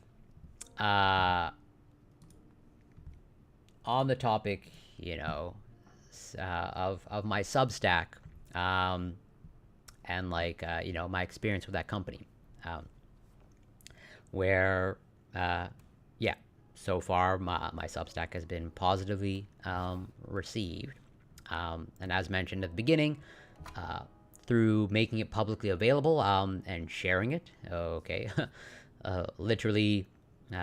Two former employees from the company that like I've never met have reached out to me, pretty much expressing pretty much the same sentiment of like they had the same very similar negative experience, and that they thanked me for sharing it, where one of the person that reached out to me saying it was validating, okay, reading what I wrote, in that, they weren't alone in the negative experience. And thank you. So on that topic, actually, this is on the topic of, let's say, maybe management, I guess, of like, and also, on the topic of, our biases and our intuitions, okay, of like what makes a good manager. Not that I have the answer to that question, okay, or I don't know if anybody really has the true answer to that question, or like what makes a good leader, okay, and we seem to have these intuitions around leaders and management, okay, and there's this interesting phenomenon that I came across from a book that I read, okay, where our intuitions are just intuitions, just seem to lead towards of like, if someone talks a lot, okay, our intuitions just seem to think that you're a good leader. You must be a good leader if you just talk a lot. The content of what you say doesn't necessarily matter, at least for some people, or for some people's intuition. But yeah, there's what we call the Babel effect, or the Babel hypothesis, okay, where speaking time predicts leader emergence in small groups. Of like, if you want to stand out, or if you want to be perceived as a leader, okay, in small groups, okay, all you really got to do is just like talk. If you just have the most speaking time, for whatever reason, okay, I would say probably not really good reasons, people will just like perceive you as the leader, of like not paying attention to what you say, but just like, if this person's saying something, well, then they must know what they're talking about, which I think is super interesting. And I think it's good to be aware of our biases, just as I have my own biases, for sure. And totally, I have my intuitions as well, that can lead me astray. But this is a fairly short paper, and I've glanced over it, or I did a quick skim over it. Not exactly a super difficult read. So, attributions of leader emergence tend to be highly correlated with speaking time. And I definitely, for sure, there's some element of this takes place when it comes to religious leaders, or religious figures. I have no doubt about that. So those group members who speak the most also receive the highest ratings on a wide variety of leader, communication, and contribution-related measures. Okay.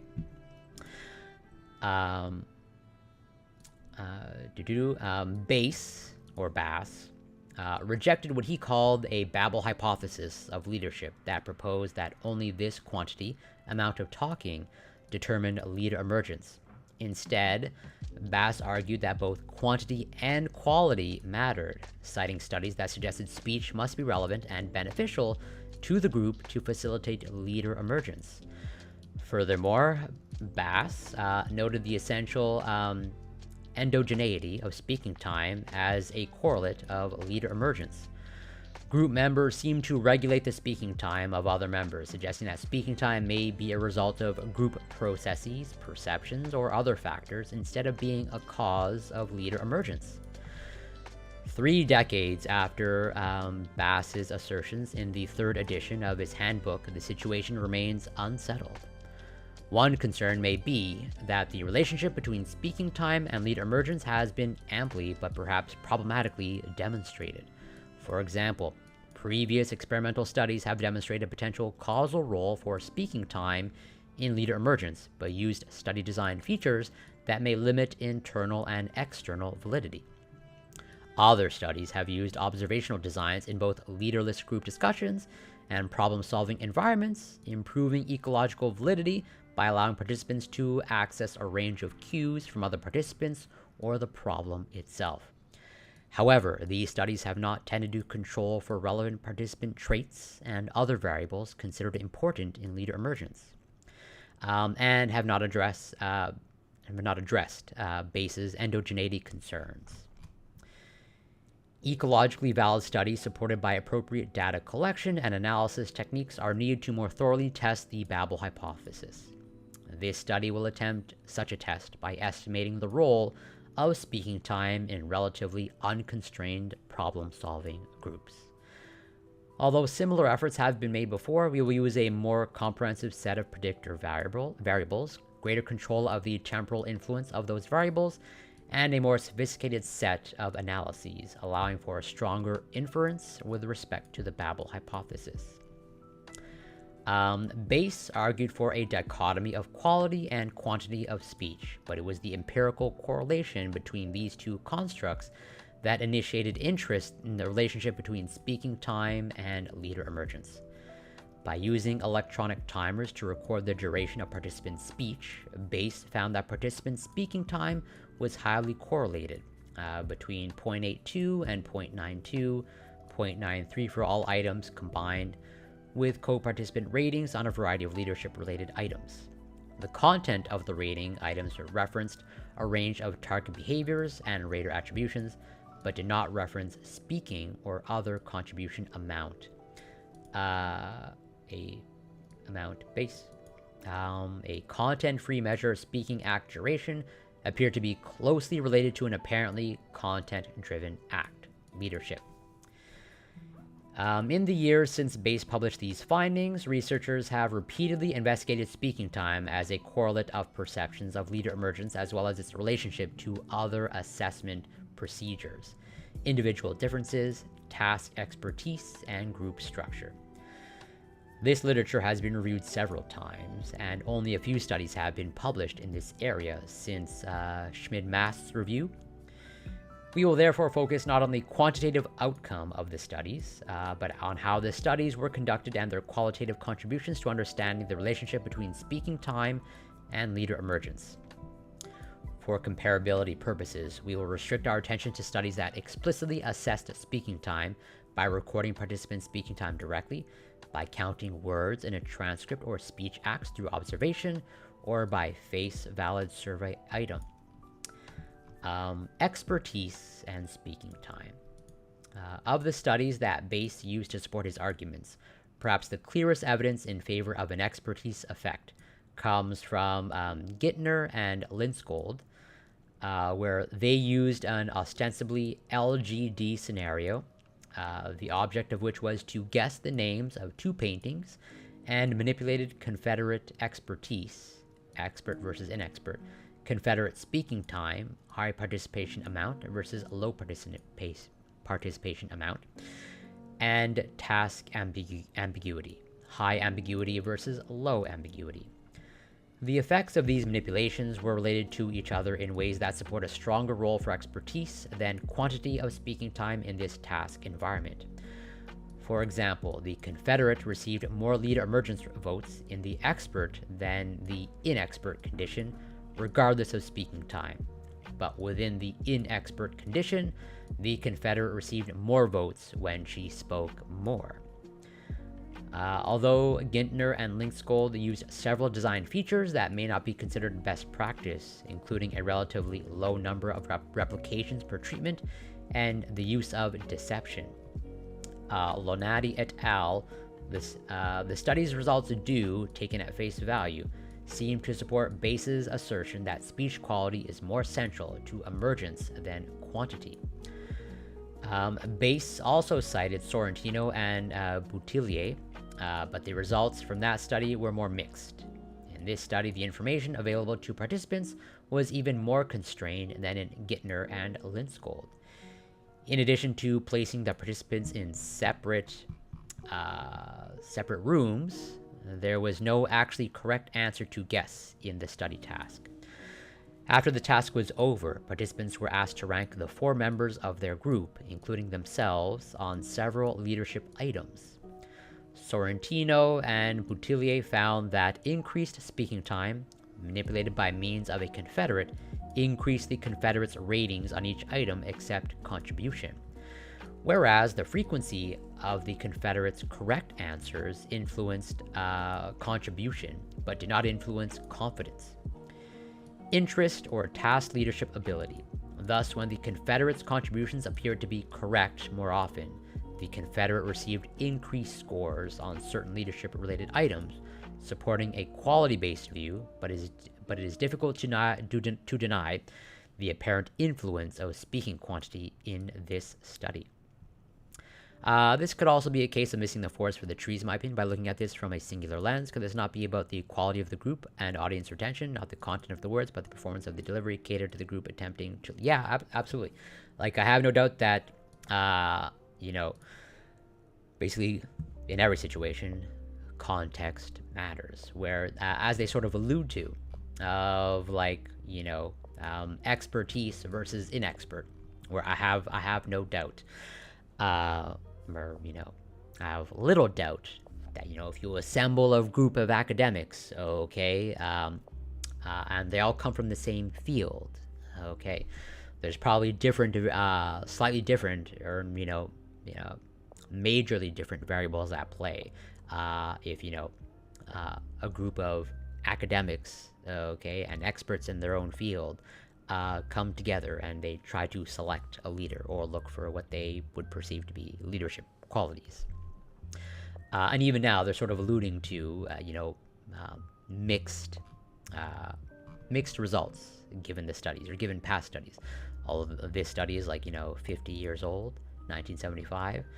And it seems like they're often referring to pretty old studies.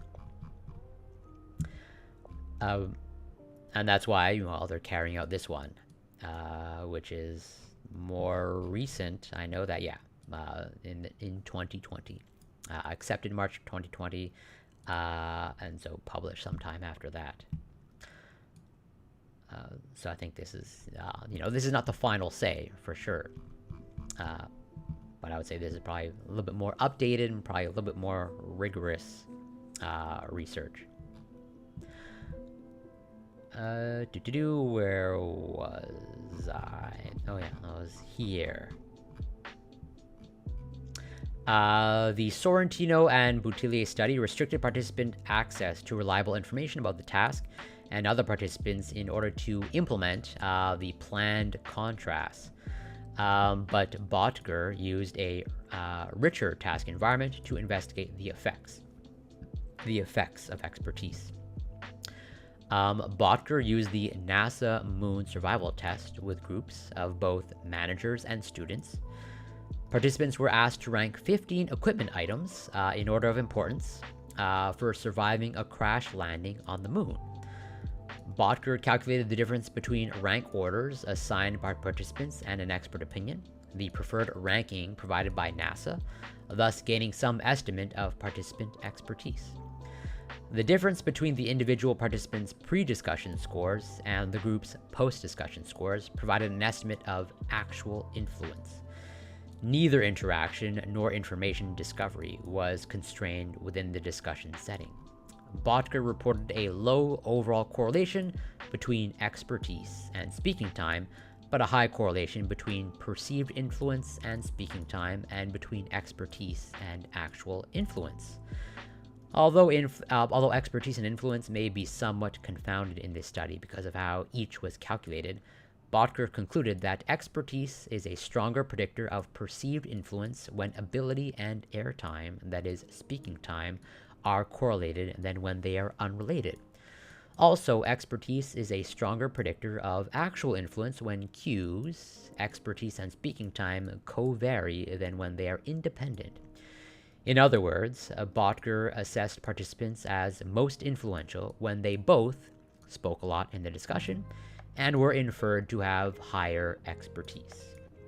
As in, I guess if you're given the label of expertise, well, that colors or influences how people perceive you.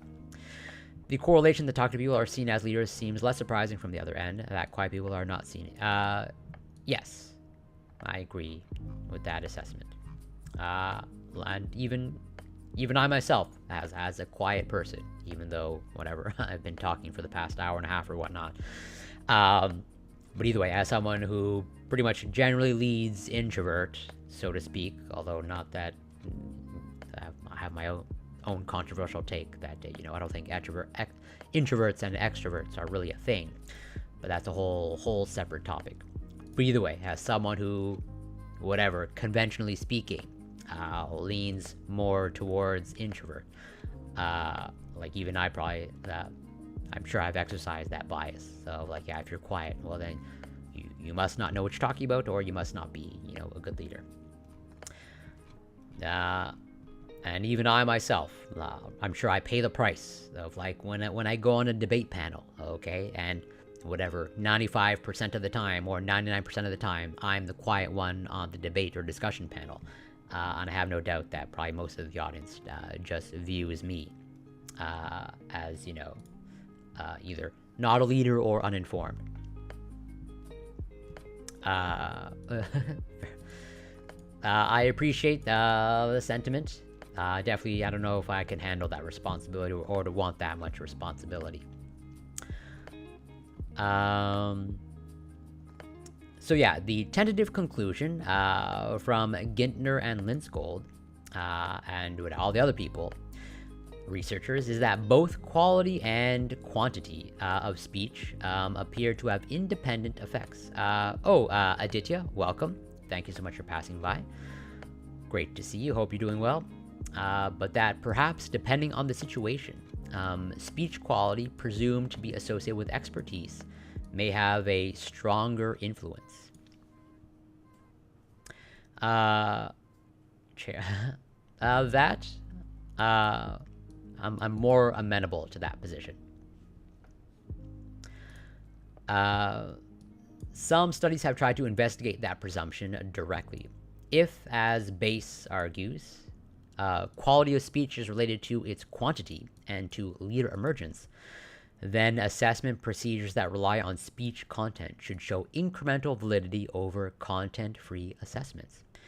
A well-known content-based method interaction process analysis, and several studies have used forms of the Bales method to investigate the relationship between speaking time and leader emergence. In the following discussion, we will refer to direct assessment of speaking time or its variants as noted above as a Base-like method, whereas the Bales interaction process analysis, or a derivative thereof, will be referred to as a Bales-like method. Kramer and Mack randomized participants to a single-gender LGD group, single-gender LGD groups, but first obtained a sequence of decisions in a game called Leader, a variant of the Prisoner's Dilemma game. Afterwards, the LGD participants were asked for nominations for who they considered to be either the task or socio-emotional leader in their discussion group. Behavior in the leader game, which was not observed by other participants, correlated with these Pocock ratings such that male leaders appeared to display different behaviors in the game than female leaders did. However, those differences were generally not evident when LGD phase leaders were assessed with either speaking time or interaction process analysis categories. In other words, both the Bayes-like and the Bales-like methods appear to differ systematically from post-hoc participant attributions in similar ways. This study relied on observed participant performance in the leader and observed participant gender to delineate important contrasts. However, given that other potentially important covariates such as intelligence and personality were not assessed and a statistical control for endogeneity was not implemented, these findings cannot directly contradict the studies reviewed above. Let me see. Okay, well, they're doing quite a bit. Let's just say the introduction of this paper is quite thorough, where they do a pretty large summary of the current state of the research, almost like a review article.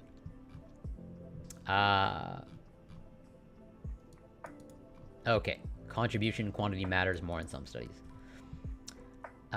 So thus, there seems to be evidence that Bayes-like content-based methods provide some, but perhaps not substantial, incremental validity over Bayes-like content-free methods. Although, as originally suggested by Bayes' analysis of proportions, accounting for content-free quantity appears to be necessary for proper interpretation of content-based counts behaviors. Some studies, however, have shown a little to no effect of contribution quality.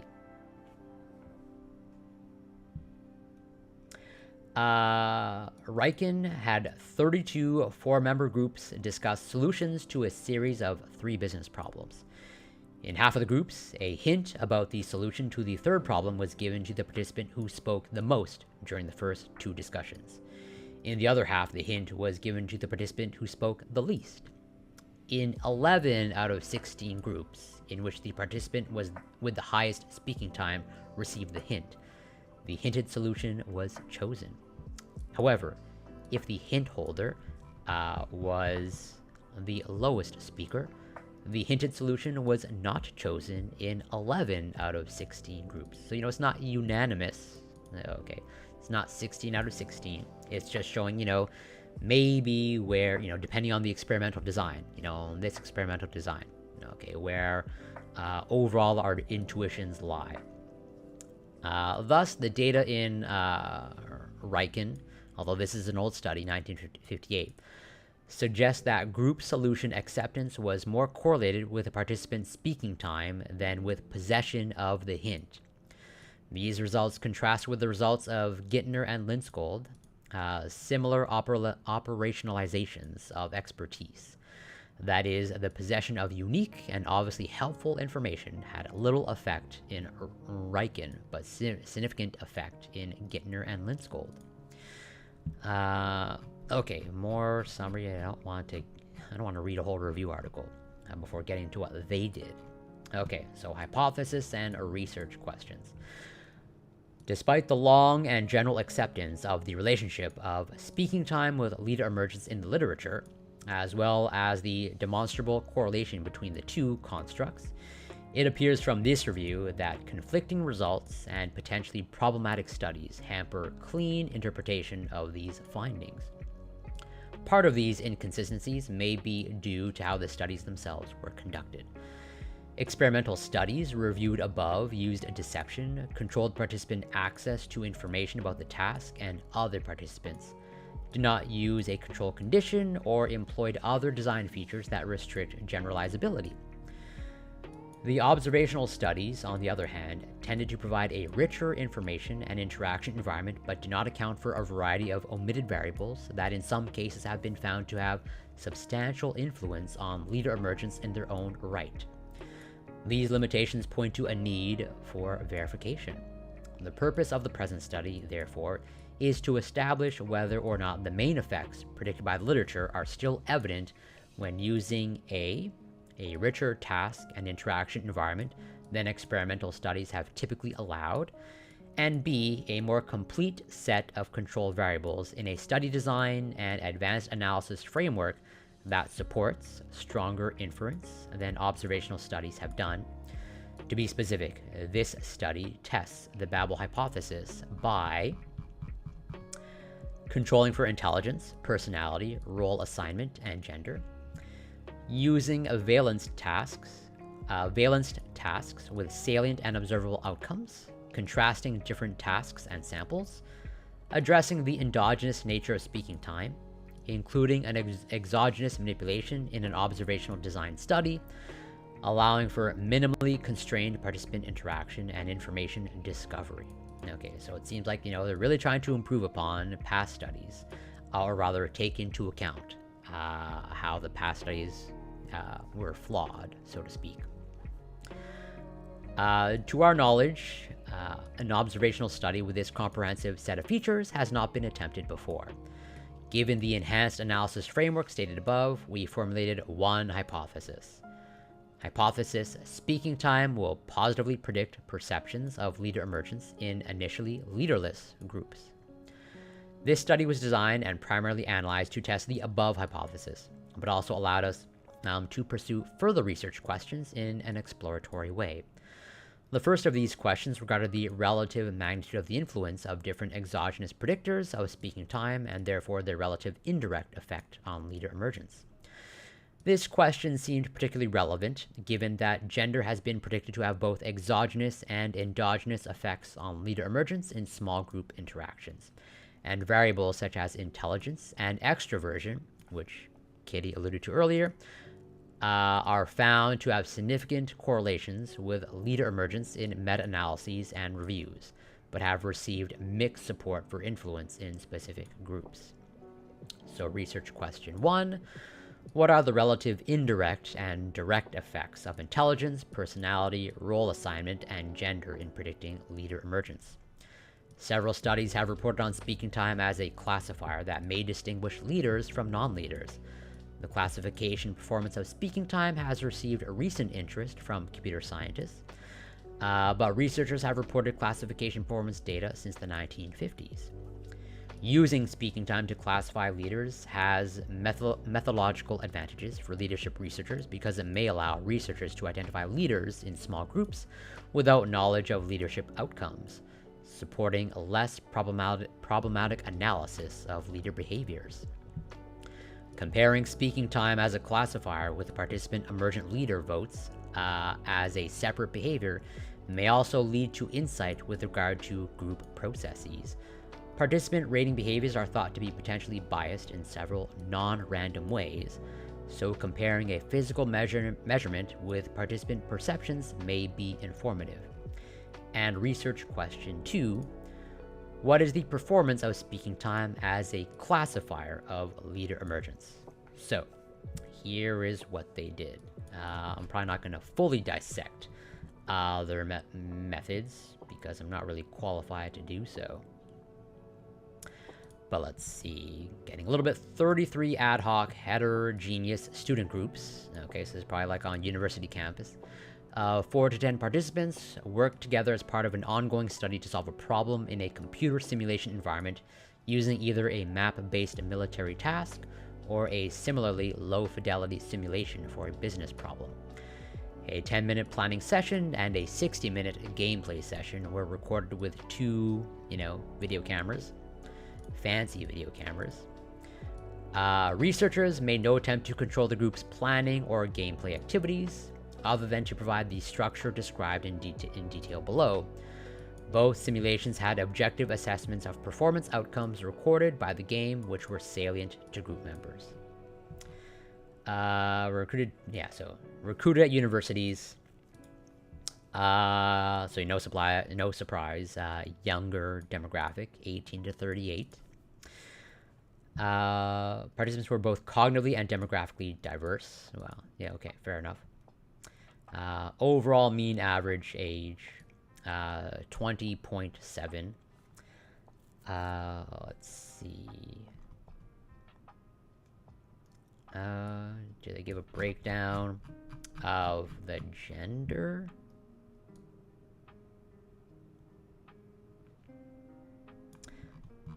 Usually when they say 100 participants, there's usually, whatever, X number male, female, or something to that effect. But I guess not in this case. Either way, not a big deal. Okay, procedure. Each study session lasted approximately 4 hours. Students who may or may not have known each other prior to beginning the session were introduced to the study procedures, gave informed consent, and began completing psychometric instruments. Time was allotted to read the simulation's instruction manual, practice the game as an individual, and to discuss and practice the game as a group. Participants were then given 10 minutes to plan how they would complete their task and 60 minutes to attempt their task as a group. After the 60 minutes, gameplay phase students completed another set of instruments, were thanked for their participation, and given a debriefing form. Okay, and then the task. Students participated in either a military or business-themed simulation. Assignment to simulation was based on a set schedule. Military-themed sessions were conducted earlier in the project timeline. The military-themed simulation, a game called BCT Commander, is a map-based platform in which users attempt to complete a mission given by an in-game set of instructions and made salient to the participants by criteria given in their study materials.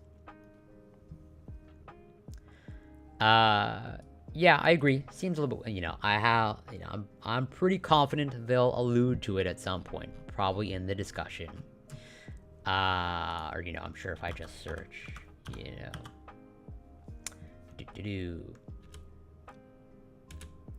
of 9.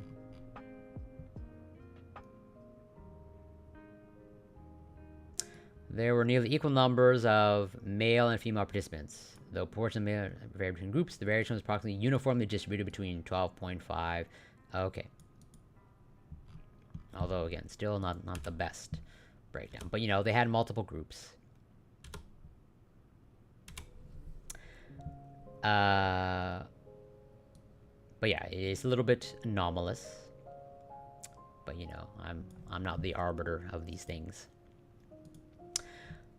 So they're military. BCT Commander, map-based platform in which users attempt to complete a mission given by an in-game set of instructions and made salient to the participants by criteria given in their study materials. The computer software itself recorded in-game actions and provided the objective assessment of performance outcomes by which success or failure was determined. Participants found this game to be challenging and at times frustrating, often seeming to spend the majority of the planning phase learning how to use the interface and spending less time working out a plan for task completion. That is, task-based planning did occur in these groups, but it did not seem to take up as much time during the planning session as working through the interface did. The business-themed simulation was an online entrepreneurship simulation. Participants viewed simulated quarterly reports and adjusted in-game quantities according to relevant business decisions. As with the military-themed simulation, instructions and objective success criteria were provided to the participants in study materials and by the simulation itself. Participants appeared to find the interface more intuitive and spent more time in task-based planning than in the BCT simulation.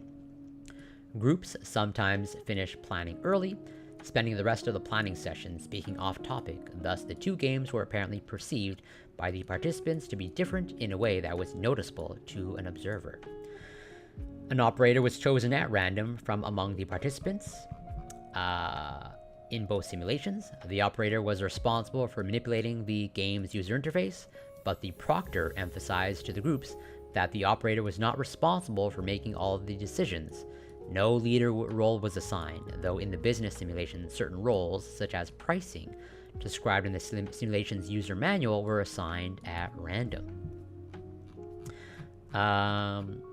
Okay. Let's see. Yeah, this is probably maybe a little bit more of a critical part. Leader emergence was assessed by asking the students the following question. We would like you to nominate an individual or multiple individuals that emerged as a leader or leaders during this planning gameplay phase. You can select as many as 5 leaders or as few as 1. You will be choosing the leader or leaders based on workstations. Please take a moment to nominate the leader or leaders of the group, which I assume, I don't know for sure, but I assume, based on workstations, that they did it anonymously.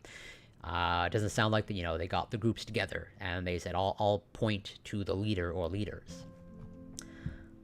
At least that's what I crudely understand based off their wording.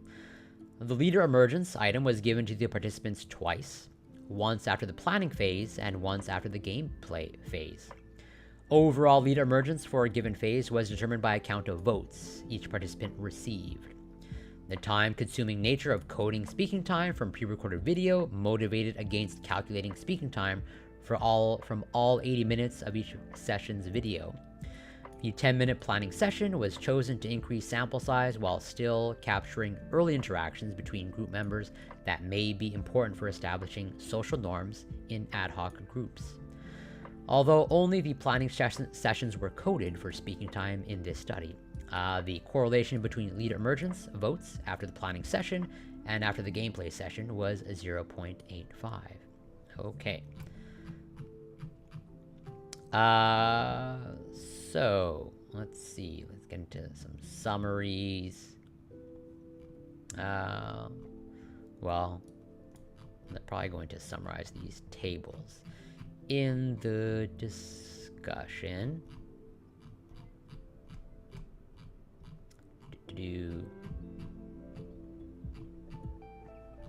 Okay. The purpose of this study was to more rigorously test conclusions from decades of prior research on the relationship between speaking time and leader emergence. In support of this goal, this study combined the relative ecological validity of observation of problem-solving groups with stronger inference supported by the 2SLS analysis with a more comprehensive set of covariates. We find that our hypothesis is supported. Speaking time retains a substantial effect on leader emergence, even when controlling for a variety of other variables also known to correlate with leader emergence. Contrary to several other studies in this literature, we did find a significant influence of personality and cognitive ability variables on leader emergence. The effect in this data is indirect through a behavior.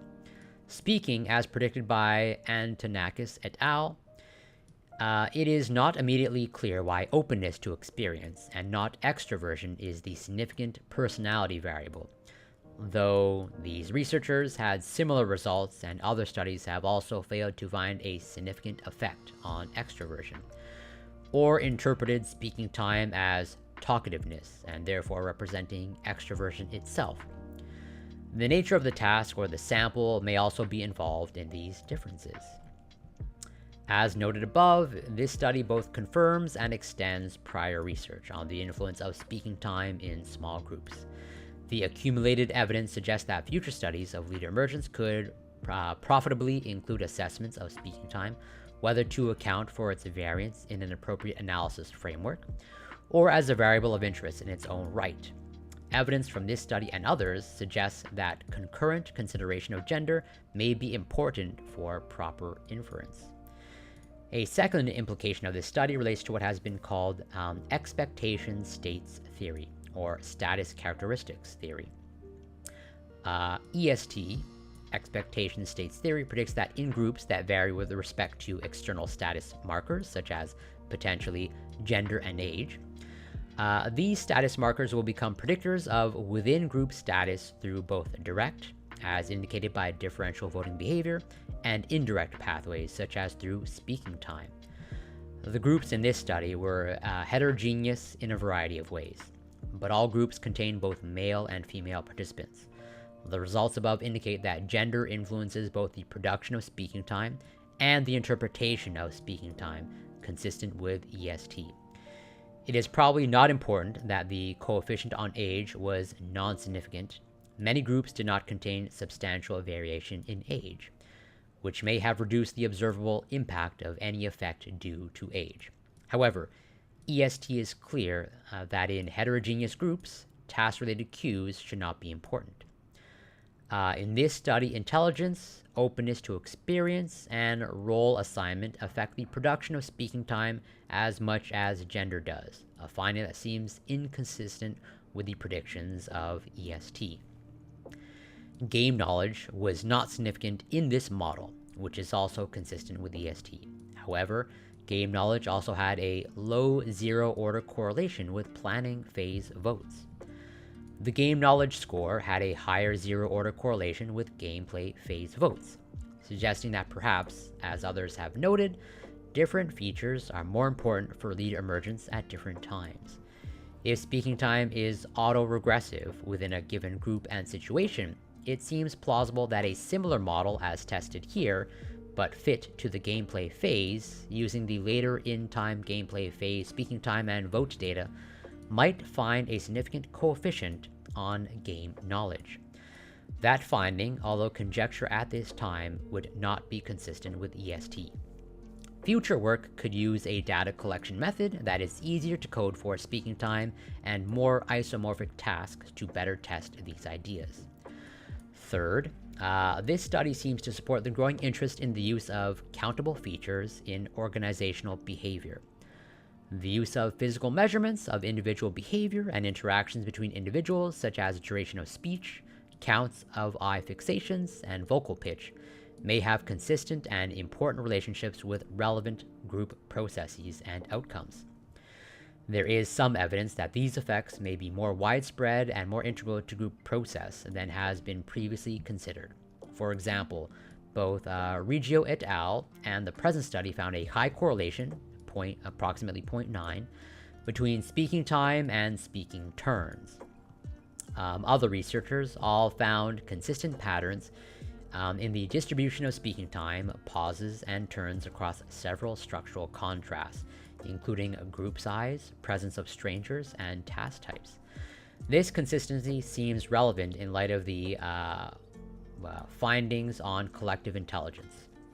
Woolley et al. Found that increased variance in within-group speaking turns decreased average group performance outcomes across a range of tasks. Unfortunately, it is difficult to tell from Woolley et al. Variance in speaking time also,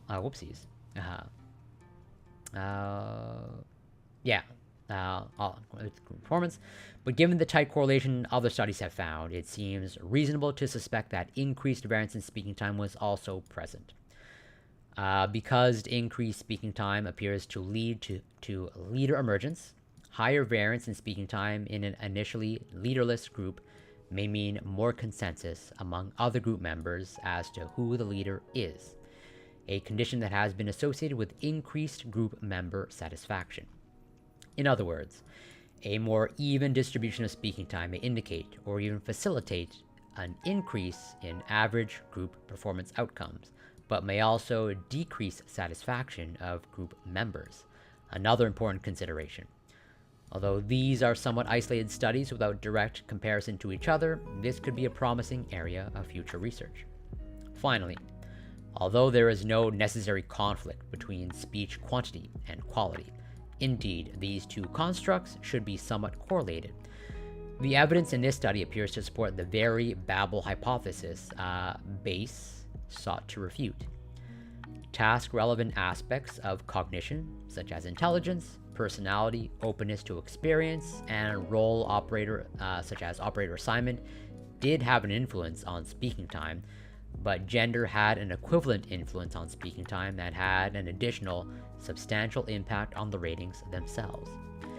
Differences between institutions, though significant in some dimensions, did not significantly influence this relationship.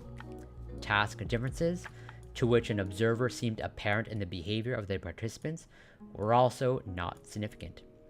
Increased speaking time was attributable to the operator, but did not have a direct effect on leader emergence. Game knowledge was not a significant predictor of either speaking or leader emergence, suggesting a reduced role for task-specific knowledge in leader emergence in this study. Where it's like, yeah, at least in this study, with their setup, with the game part, okay, it's like even if you were like good at the game or had knowledge about the game, now let's just say that did not allow you to stand out as a leader.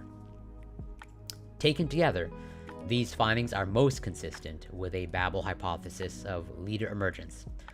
Participant features that may reflect speech quality appear reduced in importance when compared with features that are correlated with speech quantity, but may be uncorrelated with quality. There are at least 3 important limitations of our study that suggest against overinterpretation, which is important. First, our study includes no direct assessment of the quality of participant speech. Several studies suggest that several standard behavioral assessment methods may be inadequate to judge speech quality, including some of the earliest work in this literature. However, without a direct assessment of quality, it is not possible to reject the hypothesis that it is quality, or both quality and quantity, that determine leader emergence. So, it's still, there's still questions to be answered. This is not the final nail in the coffin. To fully reject or convincingly fail to reject a Babel hypothesis of leadership, future studies should systematically assess speech quality directly through more sophisticated methods than have been tried in the past.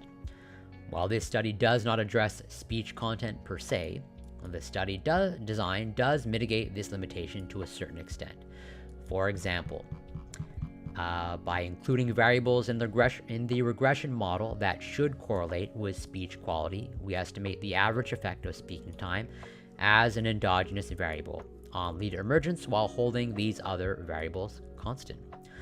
Thus, we can conclude that for a given set of participants who are equivalent in intelligence and other quality-related variables, speaking time has a significant expected effect on leader emergence.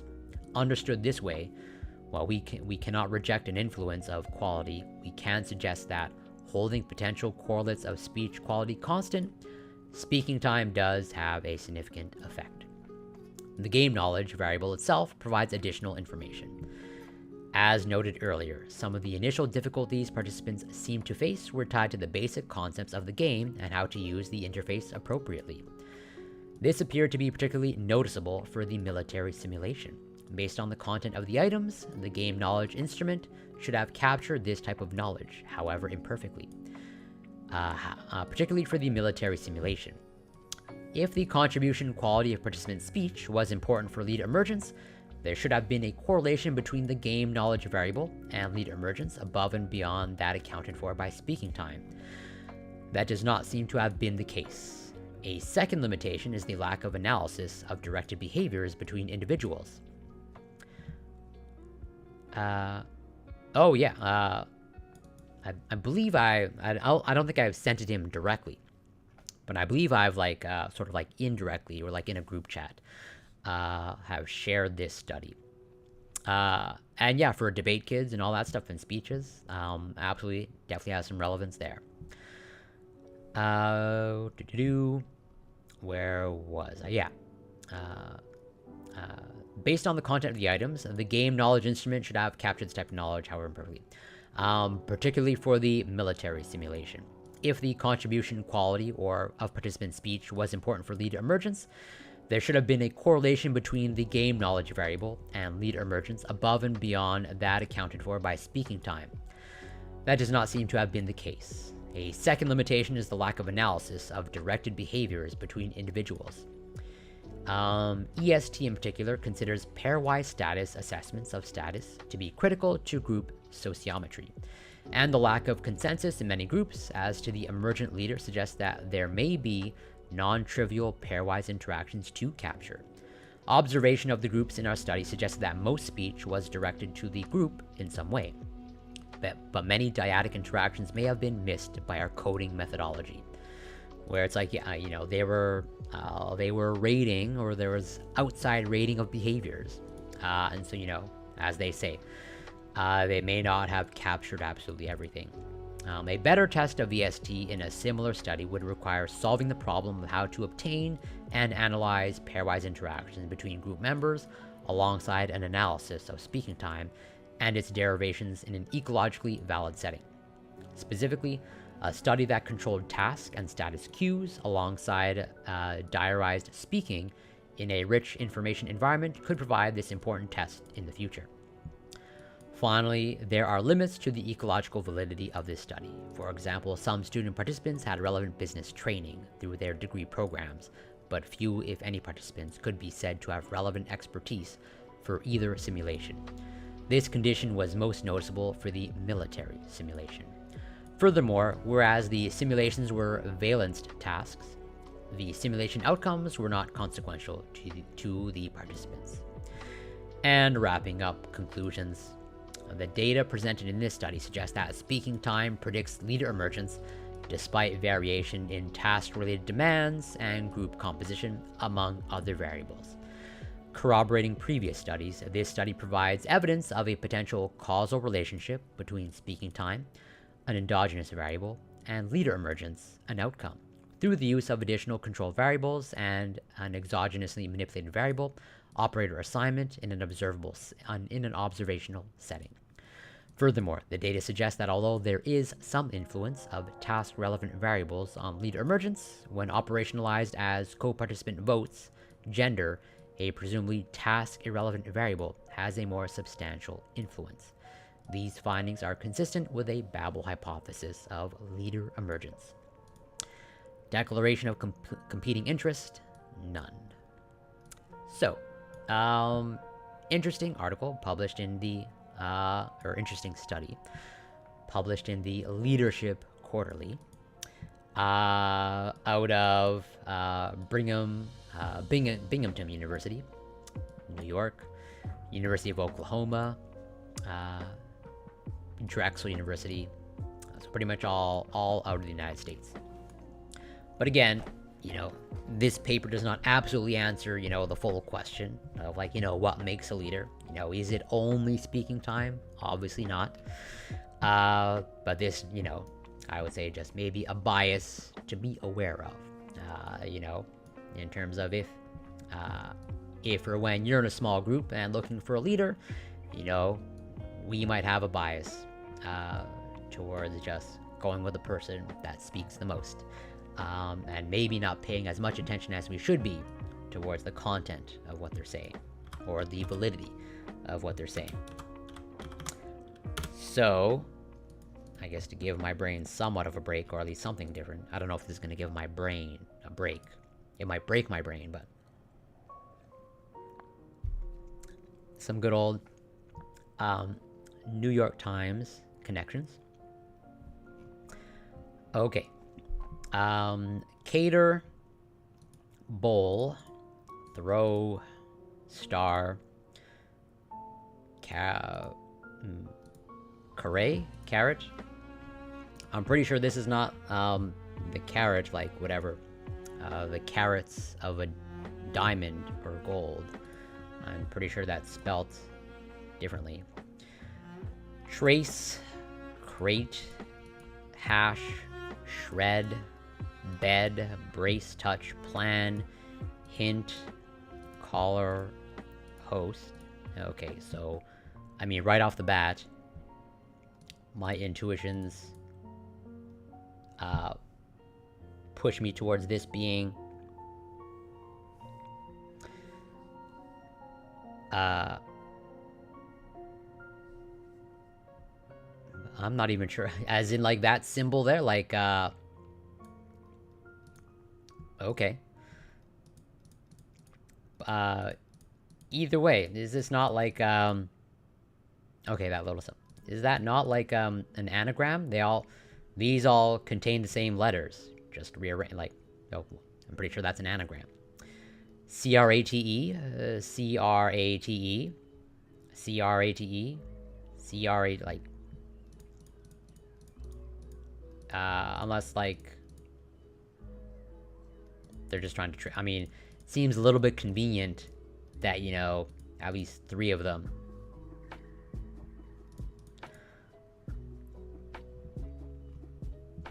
Okay, yeah, fair enough. I'm gonna try and find another...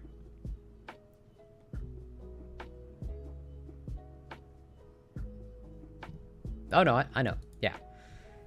No full answers. But, I guess at least, informing what the symbol is. Totally fine.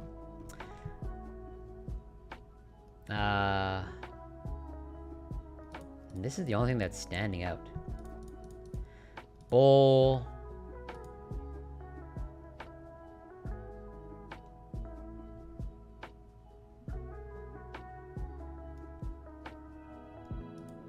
Well, you can bowl a bowling ball. You can throw whatever. Something. Caller.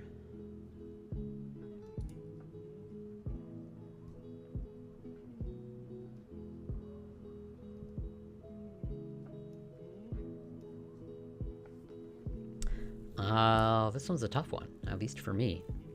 I'm sure, you know, it's gonna be super obvious to someone else. It's usually how it works.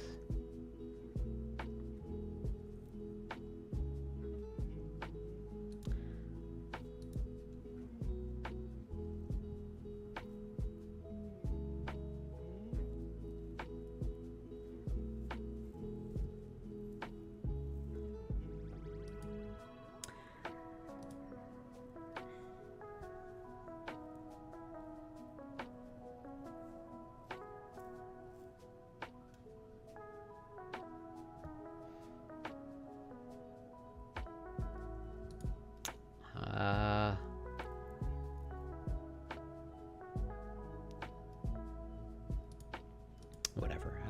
A shred of evidence? A trace of evidence? A hint of evidence? Or like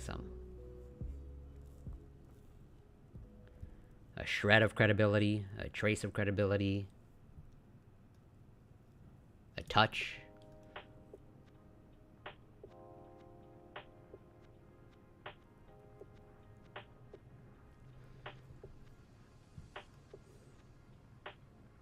Without a trace, without a shred, without a hint, without a touch.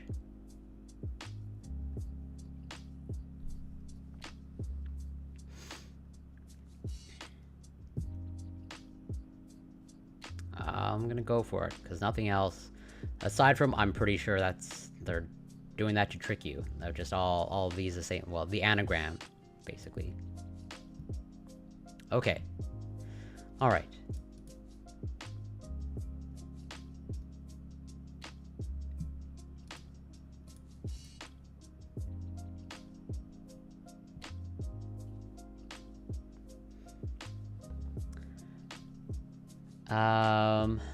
Okay, well, so yeah, the anagram is out. I didn't fall, I guess, for the bait.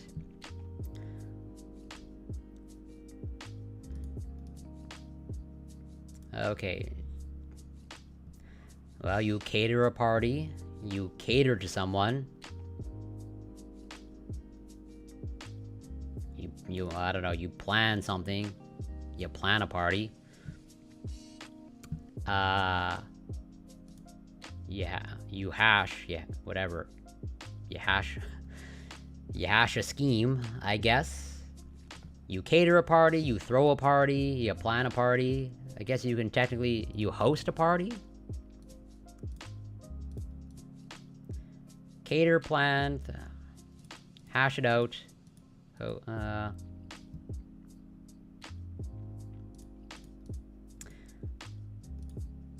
I'm gonna go with that. Yeah, I think host better.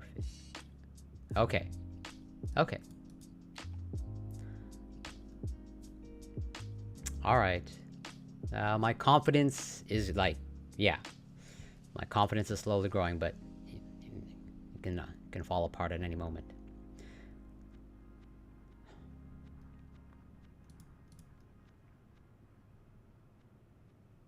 Okay. Well, at least so far the theme is of like the whatever. The anagram ones are so far separate. So I assume carrot and crate, okay, are like they're on the separate groupings. As in the crate will be with another 3, not including carrot, and carrot will be with another 3, not including crate. I assume. I don't know. Assuming, well, I believe you that that's what a carrot is, the symbol. I don't know how it relates to crate. And so if that's the symbol, I can maybe see how, whatever, a star is an asterisk. But... okay. Bowl.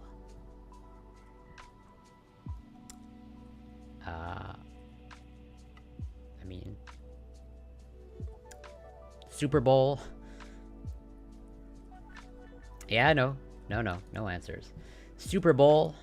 Super bed. Superstar.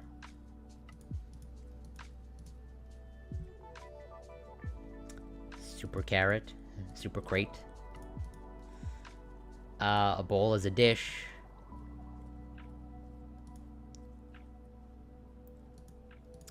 You find a bowl in your house, or most houses. A bed.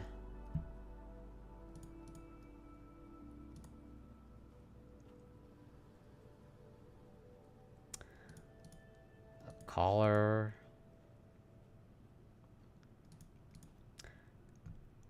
Collar goes around whatever. A neck. Or goes around something. A brace goes around.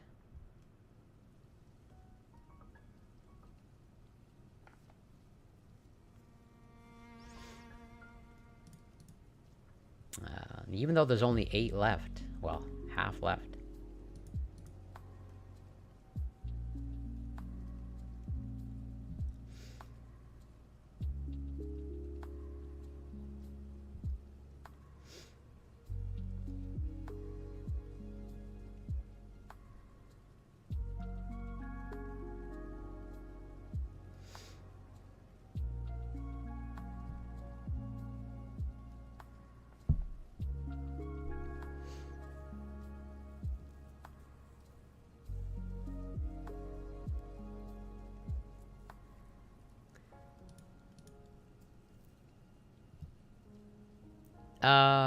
Well, yeah, fair enough.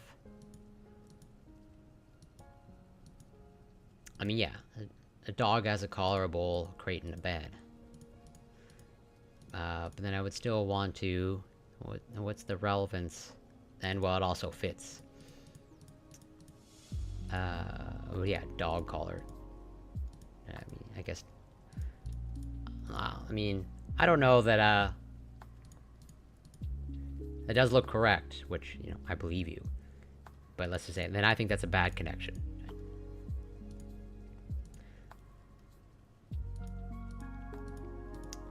But then how do these hash, carrot, brace, star...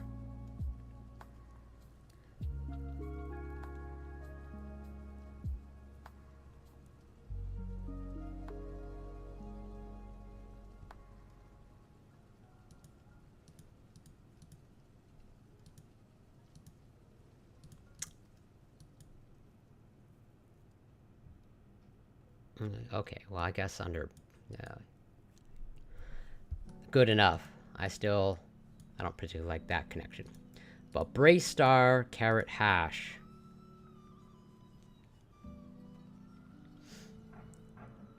I don't know how those are connected, or how they're related. But it doesn't really matter. Oh, I see. Okay, symbols on a keyboard. I probably wouldn't... Like, yeah. So, I mean, I knew, or at least... I sort of recognized there was a connection between a carrot and, like, an asterisk. But I don't know what the brace is on a keyboard. If someone asked me to type a brace... I don't know. I'm a pretty good typer. Or someone... Like, I know what a hashtag is, and, like, the pound symbol. But if someone asked me to type the hash key, I don't know what I would be typing. So yeah, I think that's a... I'm not too disappointed that I didn't get this, or not too disappointed that I didn't technically get this either. I don't think that's a greatly constructed connection.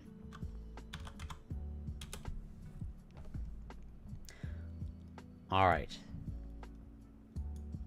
Now to embarrass myself even more. Okay. Women voters vote against Wilson, Ashurst, Hayden. I don't know if that's bait or not. It says Arizona. Although that looks like writing on the photo.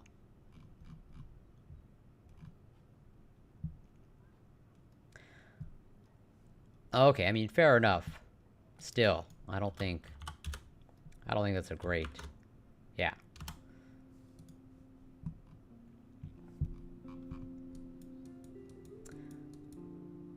Okay. Well, I think really old picture. Uh, like, this looks like the 20s to me. Oh, well, this says Nevada. Fresh fruits, tobacco, drugs.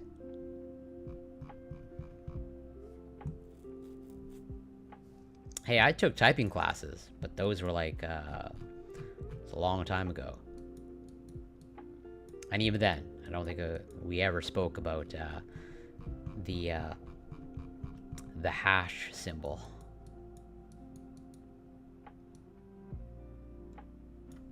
Okay, I'm pretty sure this is Nevada, considering it says Nevada. Where in Nevada? I couldn't say. That's not Nevada. That's Nevada.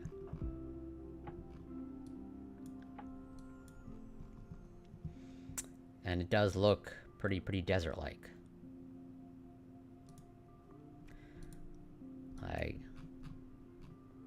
I guess we'll just go with the typical Las Vegas. It does look like a really long time ago. Yeah, I only know it as the pound sign. Or the number sign. Just like, you know, in, yeah, touch-tone phones, you know, back in the day, when you had to, you know, when an automated message said press the pound key, or the pound sign. That's what I know it from. Okay. I think this looks like 1920s? Or like, no, 1910s even, these cars? Yeah. I'm gonna go with 1915. Split the difference. This looks... Are there any horses, even? Actually. Looks like maybe there's some horse carriages there, blurry. So maybe even like 1910.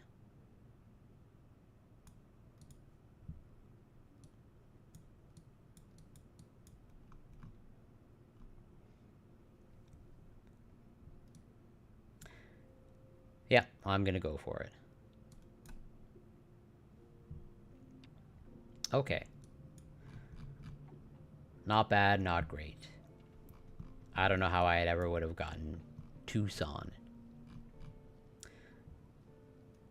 Well, I guess it did say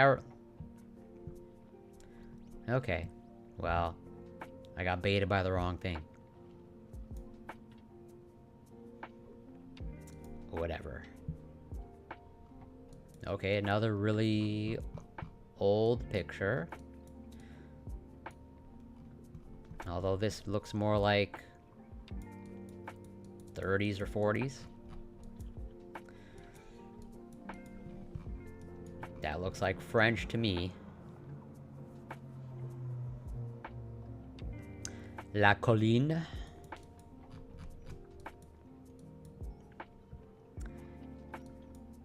It was yeah.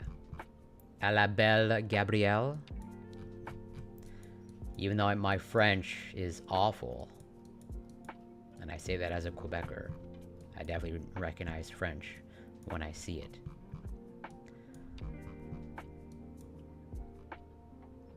And the garden. That's...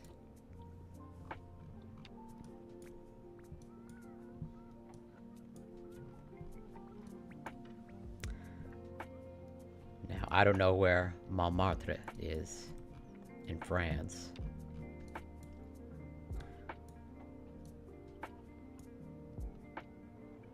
It should be Montmartre, as in, well, since I'm pretty sure, well, I shouldn't Google it because that's going to give me the location.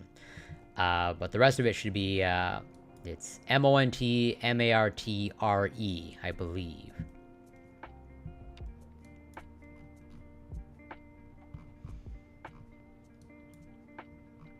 Which I should, like, that is, I'm pretty sure, a location in France.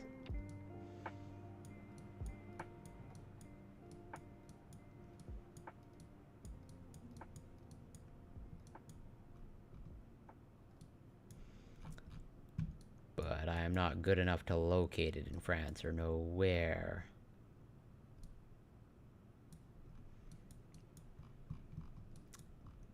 You have Montargis.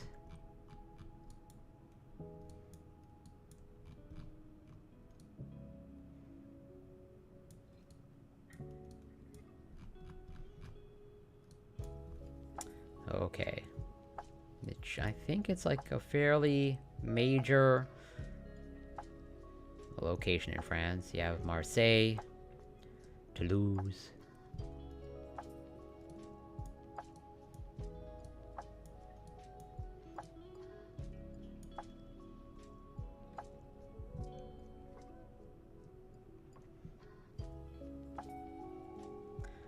I'm gonna slowly zoom in and hopefully...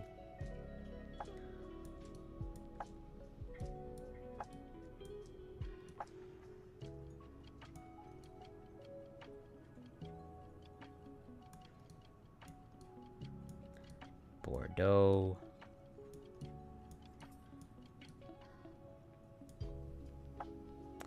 Come on.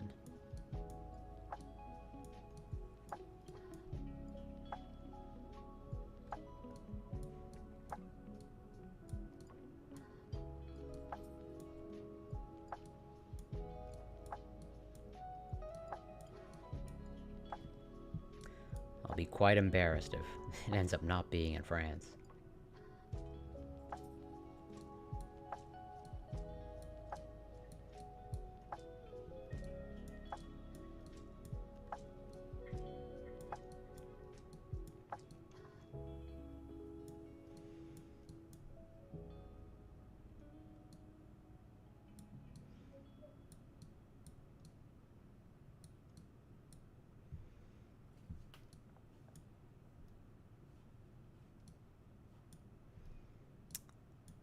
I'm finding everything except that.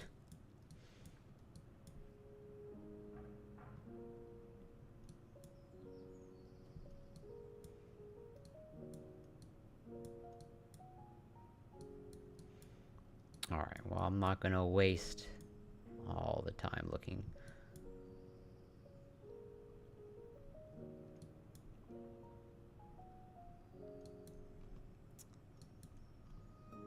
But it is kind of annoying, because I'm pretty sure it's somewhere here. Maybe I'm not zoomed in enough.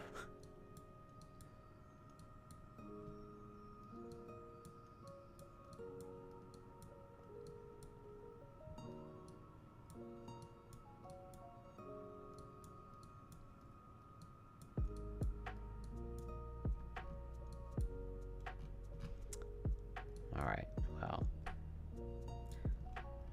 We'll put it right there. Alright. The year... Okay.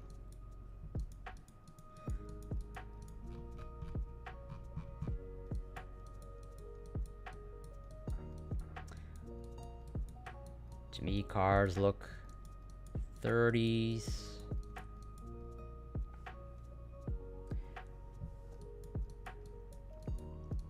These look like Back to the Future cars, so, you know, but older than Back to the Future cars.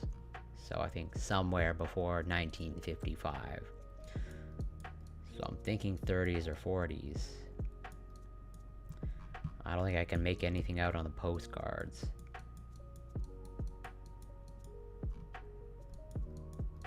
Oh yeah, okay. Yeah. So it's right there. That is what should finish that Jardin Garden of. So yeah, like we're in like the town of Montmartre. That, I mean, Back to the Future. It's totally one of my favorite movies of all time. Like top 10, maybe even top 5.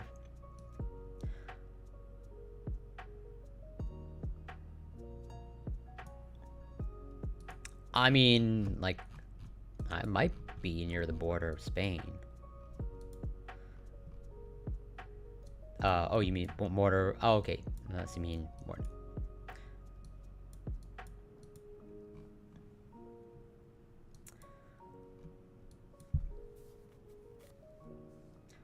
Alright, gotta commit to something. I'm gonna go, let me take one last look. Yeah, I think this is 1937. And one last look for the location, like I know, I have it in my brain that I've seen it before.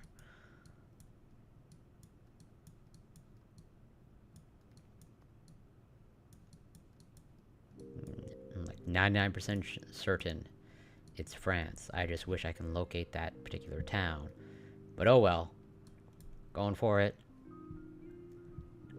Okay. Well, I was right. They look like Back to the Future cars, but I should have went with the actual Back to the Future time. So I was close to the location. It doesn't seem to say anywhere the town. Montmartre.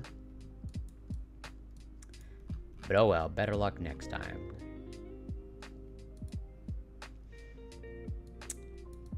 Location, quite good. Year, really, really bad.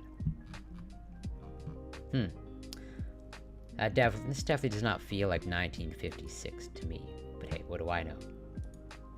I literally should have went with Back to the Future. Because these did look like Back to the Future cars.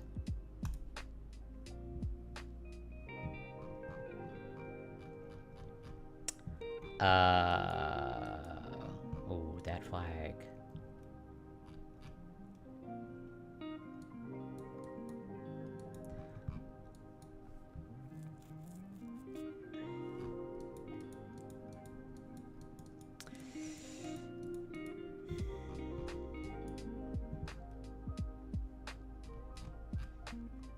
Well, I know that flag. It's somewhere in my brain, but just nothing.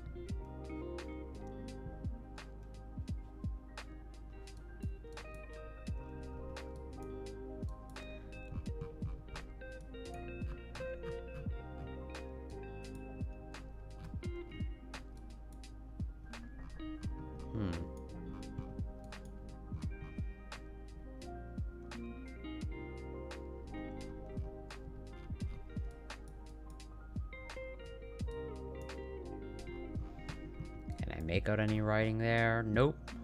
All blurry.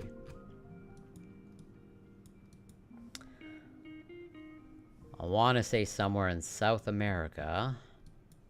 I know that I've seen this flag. Yeah, I was looking at the tree. Well, I was looking at everything as well.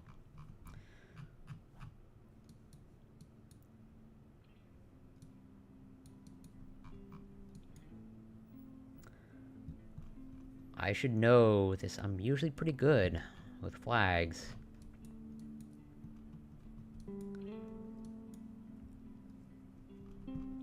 Alright. Okay.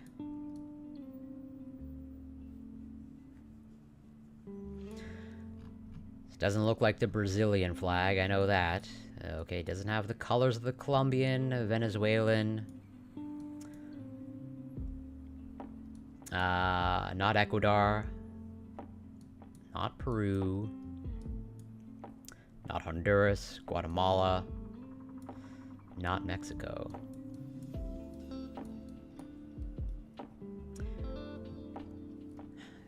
Chile. No, it's not the Chilean flag. Argentina. It's not the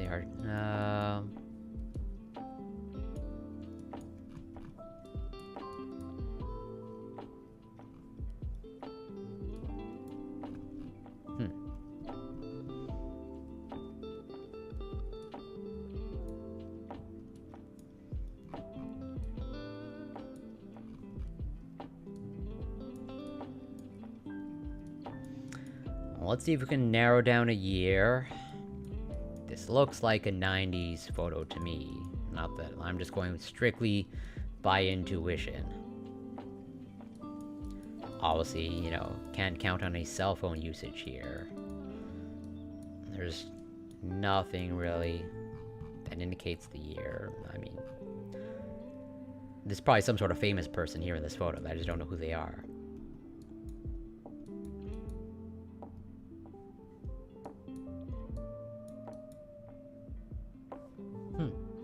This is annoying.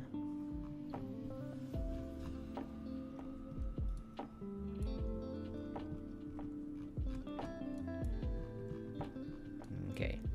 Pretty sure it's nowhere in Central America. Panama? What is the flag of Panama? I should know that.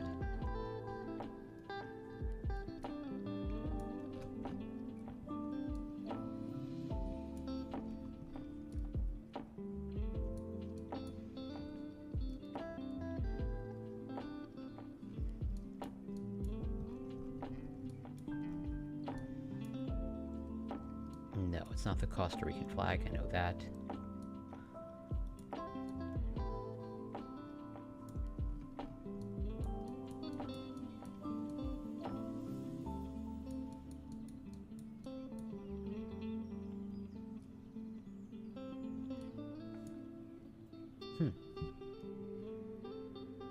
Alright, well, we're just gonna commit to something.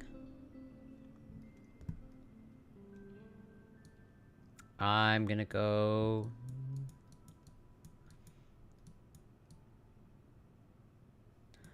going with 98.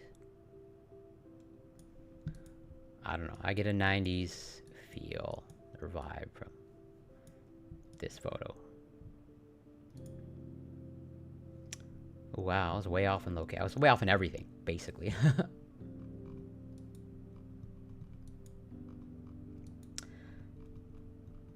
That's the Afghan... Usually no. Well, that was a bad one.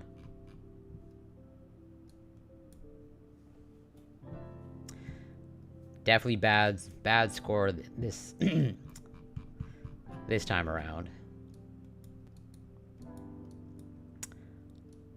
I should know the Afghan flag.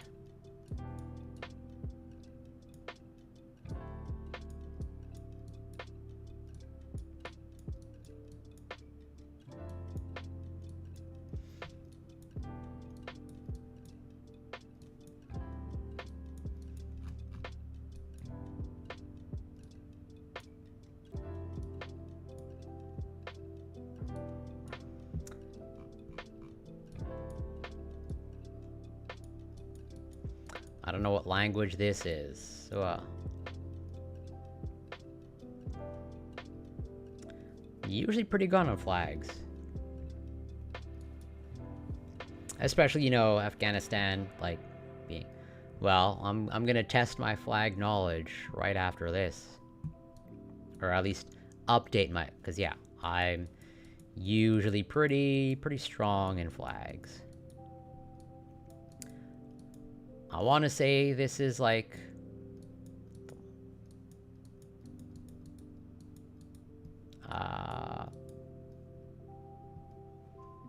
I don't know. My intuitions point me towards Germany.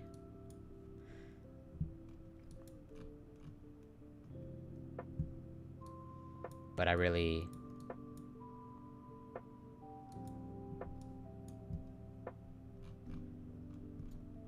We're gonna go with...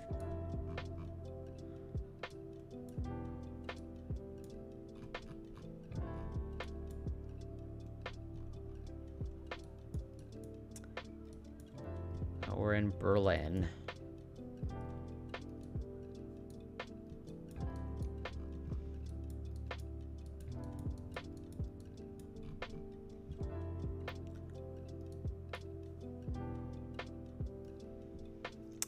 Yeah, we all have our anchors. Food would not be one for me. The Utkaban.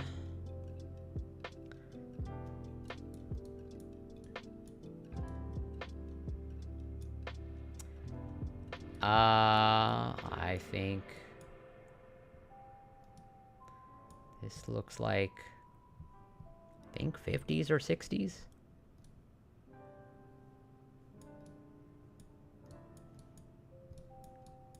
I don't know. Okay. Well, this. Okay, the stereo equipment in the back. Okay.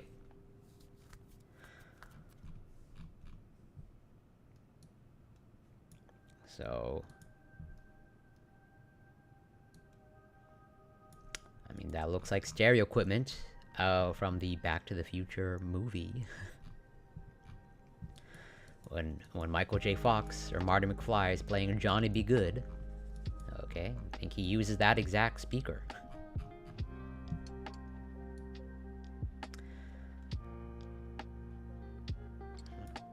So, I should have stuck with my intuition of 1955 for that France picture. So, I'm going with that again. It's way off. Okay. Well, location, not too bad.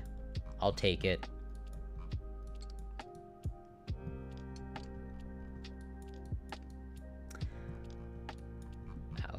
It's in...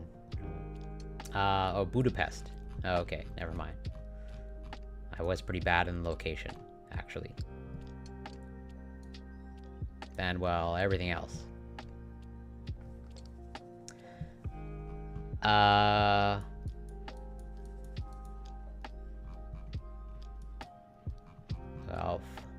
Florida license plate. That's what I make out. Okay, but are the others Florida? Well, let's just say looks like the same color. Okay, orange on way. I don't even know what Kyrgyzstan would look like.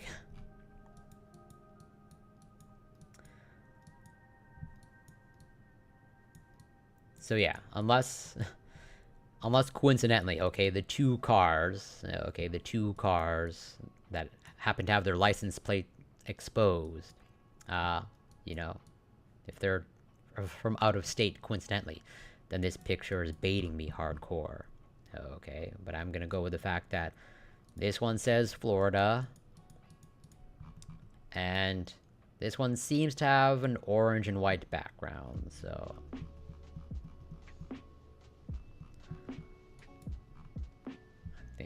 We're definitely in Miami Beach, Florida.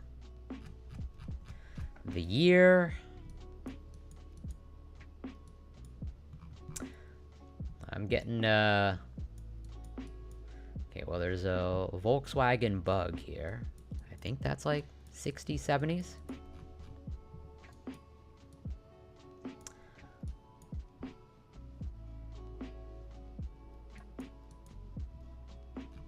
Yeah, we're gonna go, I mean, at the end of the day, even if I get a perfect score of 10,000, like, my maximum score is, pretty much 29,000, which is already a really mediocre score. It's like the worst I've ever performed. So, pretty much a lost cause. I'm gonna go with 1970. Split the difference. Okay. Alright. A little bit of redemption. We were in Miami, just 12 kilometers away, and 3 years off. Okay. But overall, really bad score. Alright, we've got to update.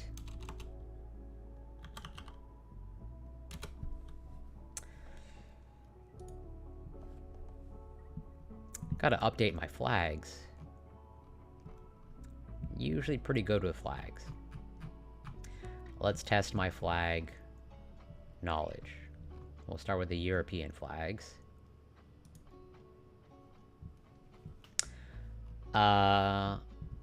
Alright. Sweden. Finland. France, Iceland, Ukraine, Norway,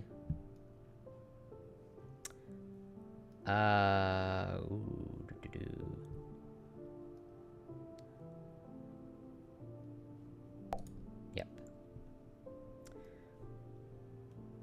Portugal. Sometimes the toughest part is just like locating. I know what the Portuguese flags looks like.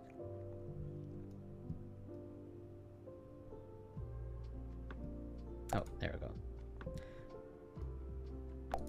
Belgium, UK, Estonia, Spain. Where's my Spanish flag? No, no, no. There it is. Monaco. Well, Monaco and Poland. Yeah, I can never really remember. Okay. Greece. Croatia. Slovakia, should be that. Slovenia.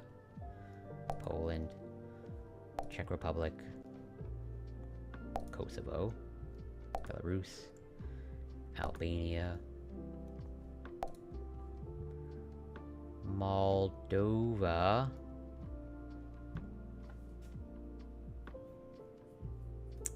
I think it's this. Denmark. Vatican City. Bulgaria.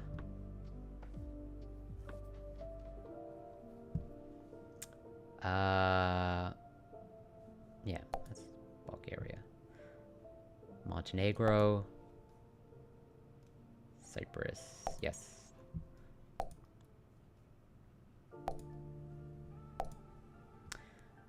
Lithuania.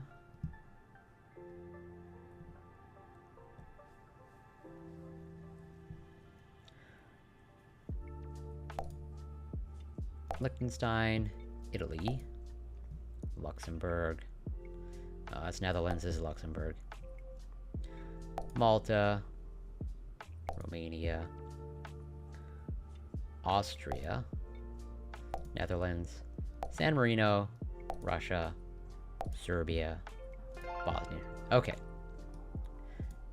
European flags, still there, but the Afghan flag, that was a Middle Eastern flag.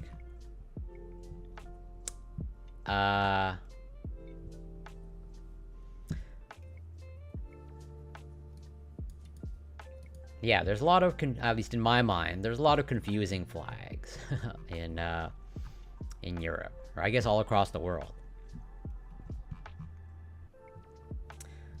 Are there flags for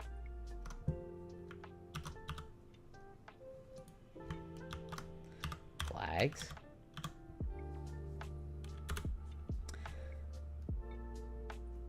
Asia flags. Oh, the Middle East flags.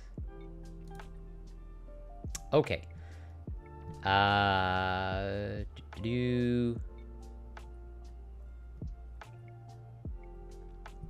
This is Lebanon. Turkey. Jordan.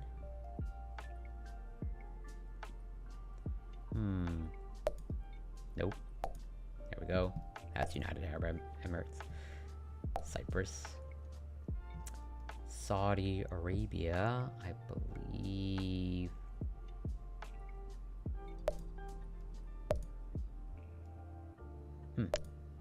Oh, I knew that one. I should have known that one. That one's Syria. Ooh. No. Bahrain. Oman, I believe is that. Nope. That one. That's Egypt. Kuwait, Yemen, Lebanon, Iraq, Israel, Iran, and... oh yeah. Okay, definitely room for improvement. Although the Afghan flag's not even here. I need to include that Afghan flag.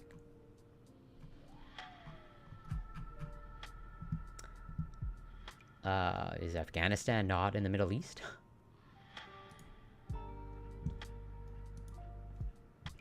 I guess we'll just go with all of Asia.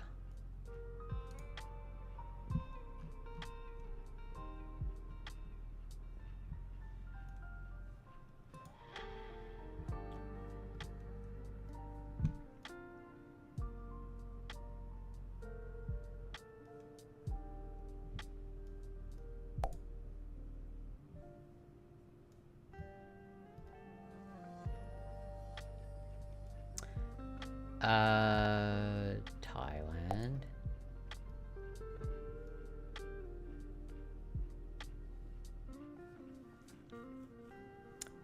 But even that doesn't even seem to be like this is supposed to be all of Asia.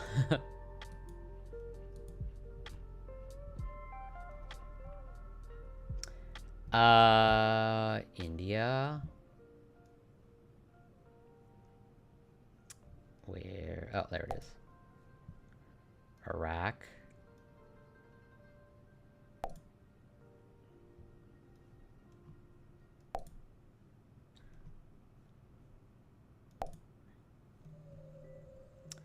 Ooh, Myanmar.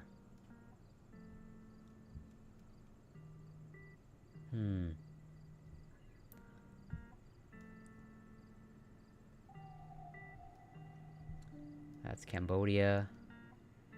It's Bangladesh. Pakistan. Kazakhstan.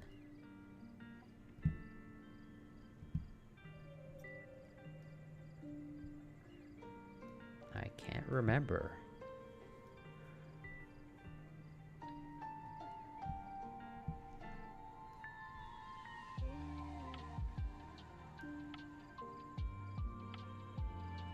I know it's not this one, but okay. Okay. I just saw the Bangladesh flag. There it is.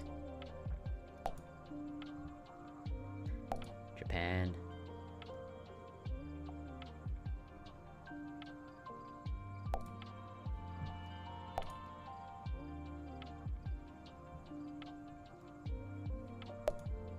Oh. Nope. I'm definitely pretty much always gonna get those mixed up. Bhutan. I think that's Brunei. Bhutan.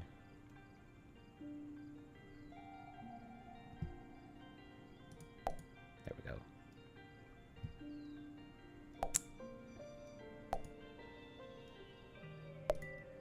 No, I knew that was Uzbekistan.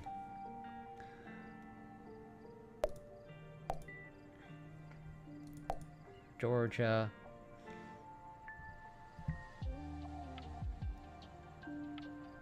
Armenia. Malaysia. Yemen.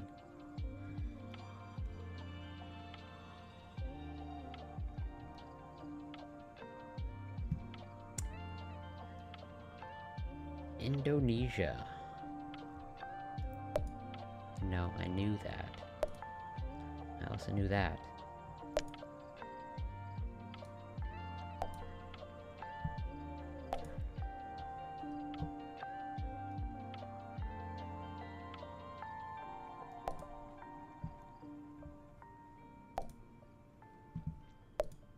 Oh, yeah, I knew that was Nepal.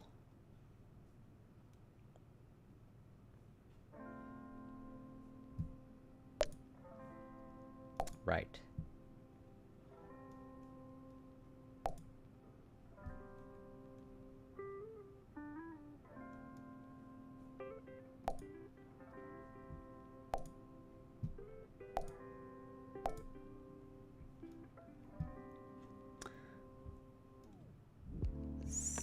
Singapore. I should know this. Yeah, I do.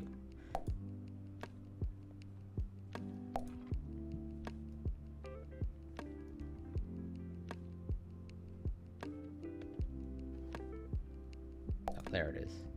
I'm just blind. Vietnam.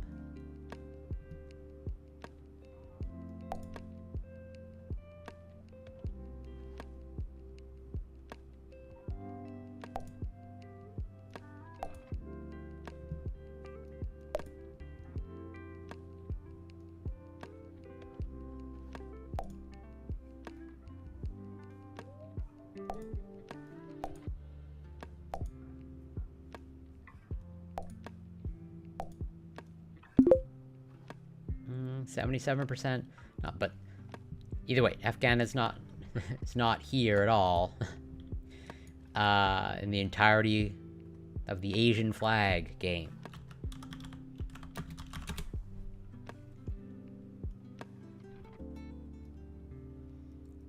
So, it's not in all of Asia. Where do you find? In which game do you find? Unless they somehow put it in Europe. We just did Europe.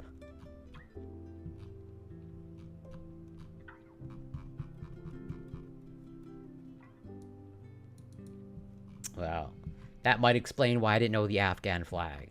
Never tested on it. For some reason, it's just left out of these games. Well, either way, good enough for me.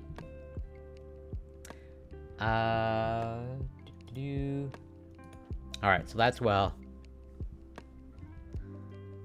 yeah, so it seems like, I don't know, like, I have to assume there's a reason why. Okay, they left it out.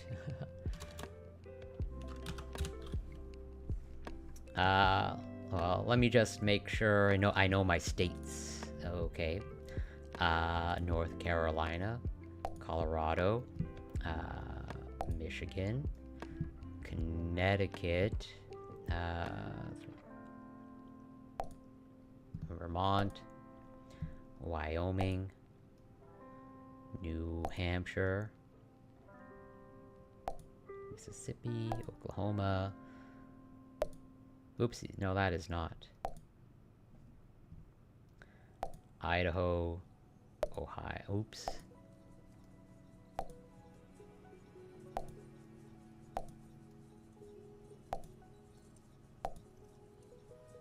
Iowa, Rhode Island,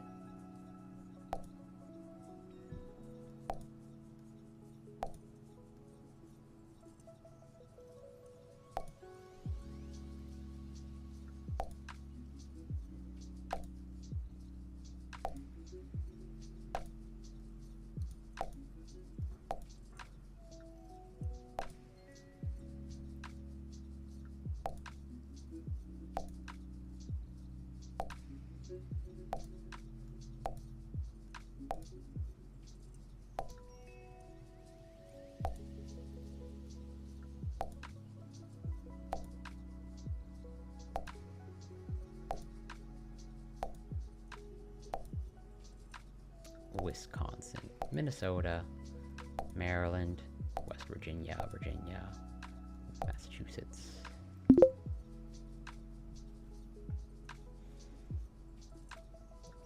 Yeah, I should have gotten 100%. Actually, so, I mean, you're right, we do have it easy up here in Canada, okay? Just like whatever, 10, or like, 8 or 9 provinces and 2 territories. I should have gotten 100%. It actually kind of annoys me, that I didn't.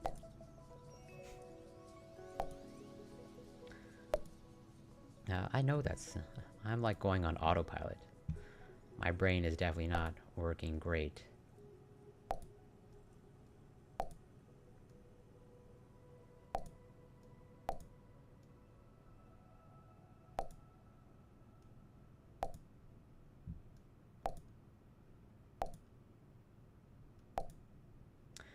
West Virginia, Maryland, Oklahoma, Texas, Vermont, Wyoming, Oregon, New Hampshire, Rhode Island,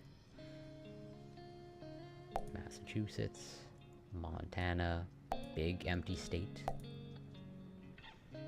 Indiana, Tennessee, Virginia, Louisiana, Washington, Connecticut, North Carolina, Arizona, that's Nebraska, Kansas, New Jersey, that's Ohio, that's Minnesota, Iowa, Nebraska, North Dakota, Ohio, Hawaii, Alabama, no, Mississippi, Alabama, South Dakota, Mississippi, Idaho, New York, Maine, Florida, Minnesota, Illinois, Wisconsin, Delaware, South Carolina, Georgia. Okay. Alright. The states are still there. Then yeah, but we have it easy up in Canada. Definitely, I know the provinces, the big giant provinces.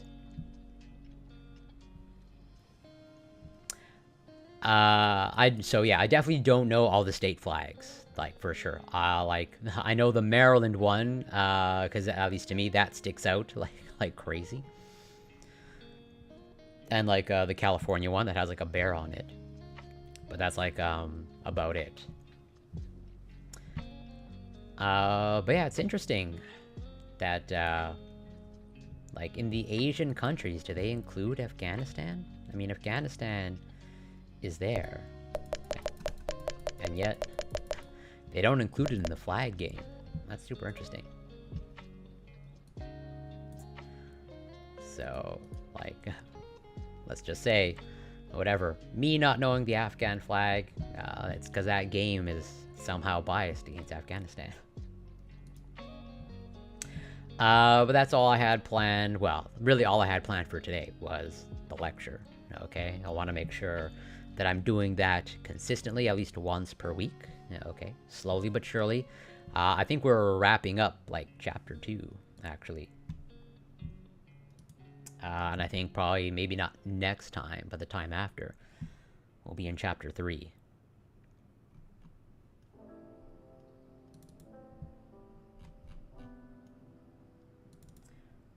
Where we are, let's say,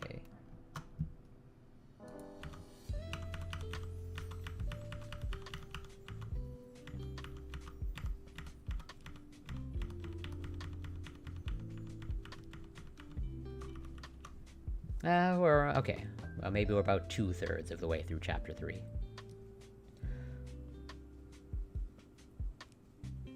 So maybe in about 3 weeks, we'll be in chapter 3. We're about 2/3 of the way to chapter 2. So in about 3 weeks, we'll probably be in chapter 3. I mean, maybe even then, like, I don't see why they still wouldn't, like, recognize it as a country. I mean, yeah, that's true. But, well, if it's good enough for the time guesser, right? They're using Afghan pictures. Whoops. I don't know why I keep doing that.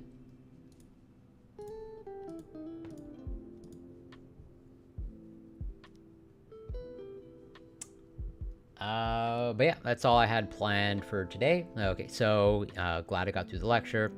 And well, yeah, again, sticking to at least, the one lecture once per week. I should be back, okay, on Sunday, going through an actual, biology, biochemistry paper. There's quite a few that I wanted to get through. Actually, maybe we'll go through not this paper, but this paper on, alternative cancer clinics and how they're harmful and whatnot, and all that stuff. But either way, I plan to be back on Sunday to cover a full research paper and other science news. And well, I'll be back next Wednesday for the biochemistry lecture as usual. Unless something goes wrong. Oh yeah, well, you don't have to. You're not obligated. There's no homework. I might move the day for the biochemistry lecture, maybe on Tuesday, or maybe I'll do back-to-back streams. On Saturday is the lecture, and then Sunday, another research stream. And pretty much one of the reasons is Leafy's panels are on Wednesday, and I don't want to be declining all the time when I'm invited. So I might move maybe the biochemistry lecture in a couple weeks from now. Yeah, fair enough. Yeah, that's why the VODs are there, for sure. And I'm hoping at some point, okay, I'll probably take it upon myself, hopefully sooner rather than later, of I will edit out only the biochemistry lecture and upload that as a 1-hour lecture on YouTube, so that for anybody, if they want to access it, it's there. I just have to, I have some editing software. I just have to figure out how to use it, okay, and do some basic editing. Which really, at this point, all I wanted to be able to do was just crop out, the first hour or so of my stream. But that's it for today. Thank you very much for passing by, Jack. Always appreciated, always grateful. And also thank you for the assistance and the connections. I don't know for sure. I think I would have eventually gotten the dog, okay, dog bed, dog crate, dog collar, etc. But I definitely would not have gotten that keyboard, for sure. And thank you, Kitty, for passing by, and all the great comments. Thank you, Bob Marley, and Gianna Jake, and anybody else that I missed. I forgot. I'll be back. I should be back on Sunday. I'll update the Discord, as usual. And again, I guess, plugging my Substack.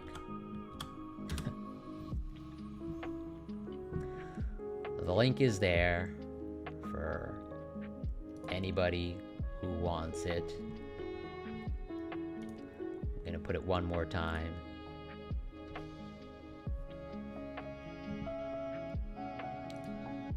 Do-do-do.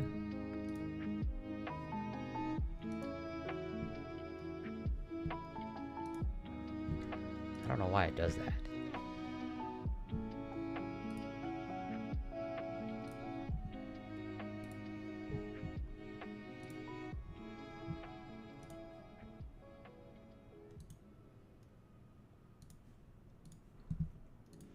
Okay, this is the link for anybody.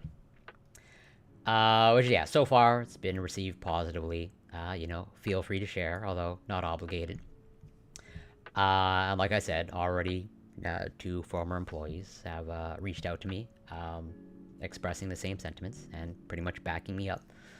So that's reassuring. That feels good. I'm contemplating, okay, whether I'll fully publish it on LinkedIn or something. Okay, because I follow the company on LinkedIn, and they follow me, and the founders and CEO of the company follow me on LinkedIn. As in, I still get company updates because we follow each other. Probably at some point I will publish it on LinkedIn. That might get me some flack. I don't know. But anyway, so far everyone's been super kind and positive about it, and has also given me great feedback, which is super appreciated. But yeah, that's it for today. I plan to be back on Sunday covering a paper. Maybe this one, although I think I'm probably gonna lean towards a strict biology biochemistry paper, but we'll see. But yeah, thank you everyone for passing by. Super appreciated. Until next time, take care and be well. And thank you so much, Jack, for the kind words. See you soon.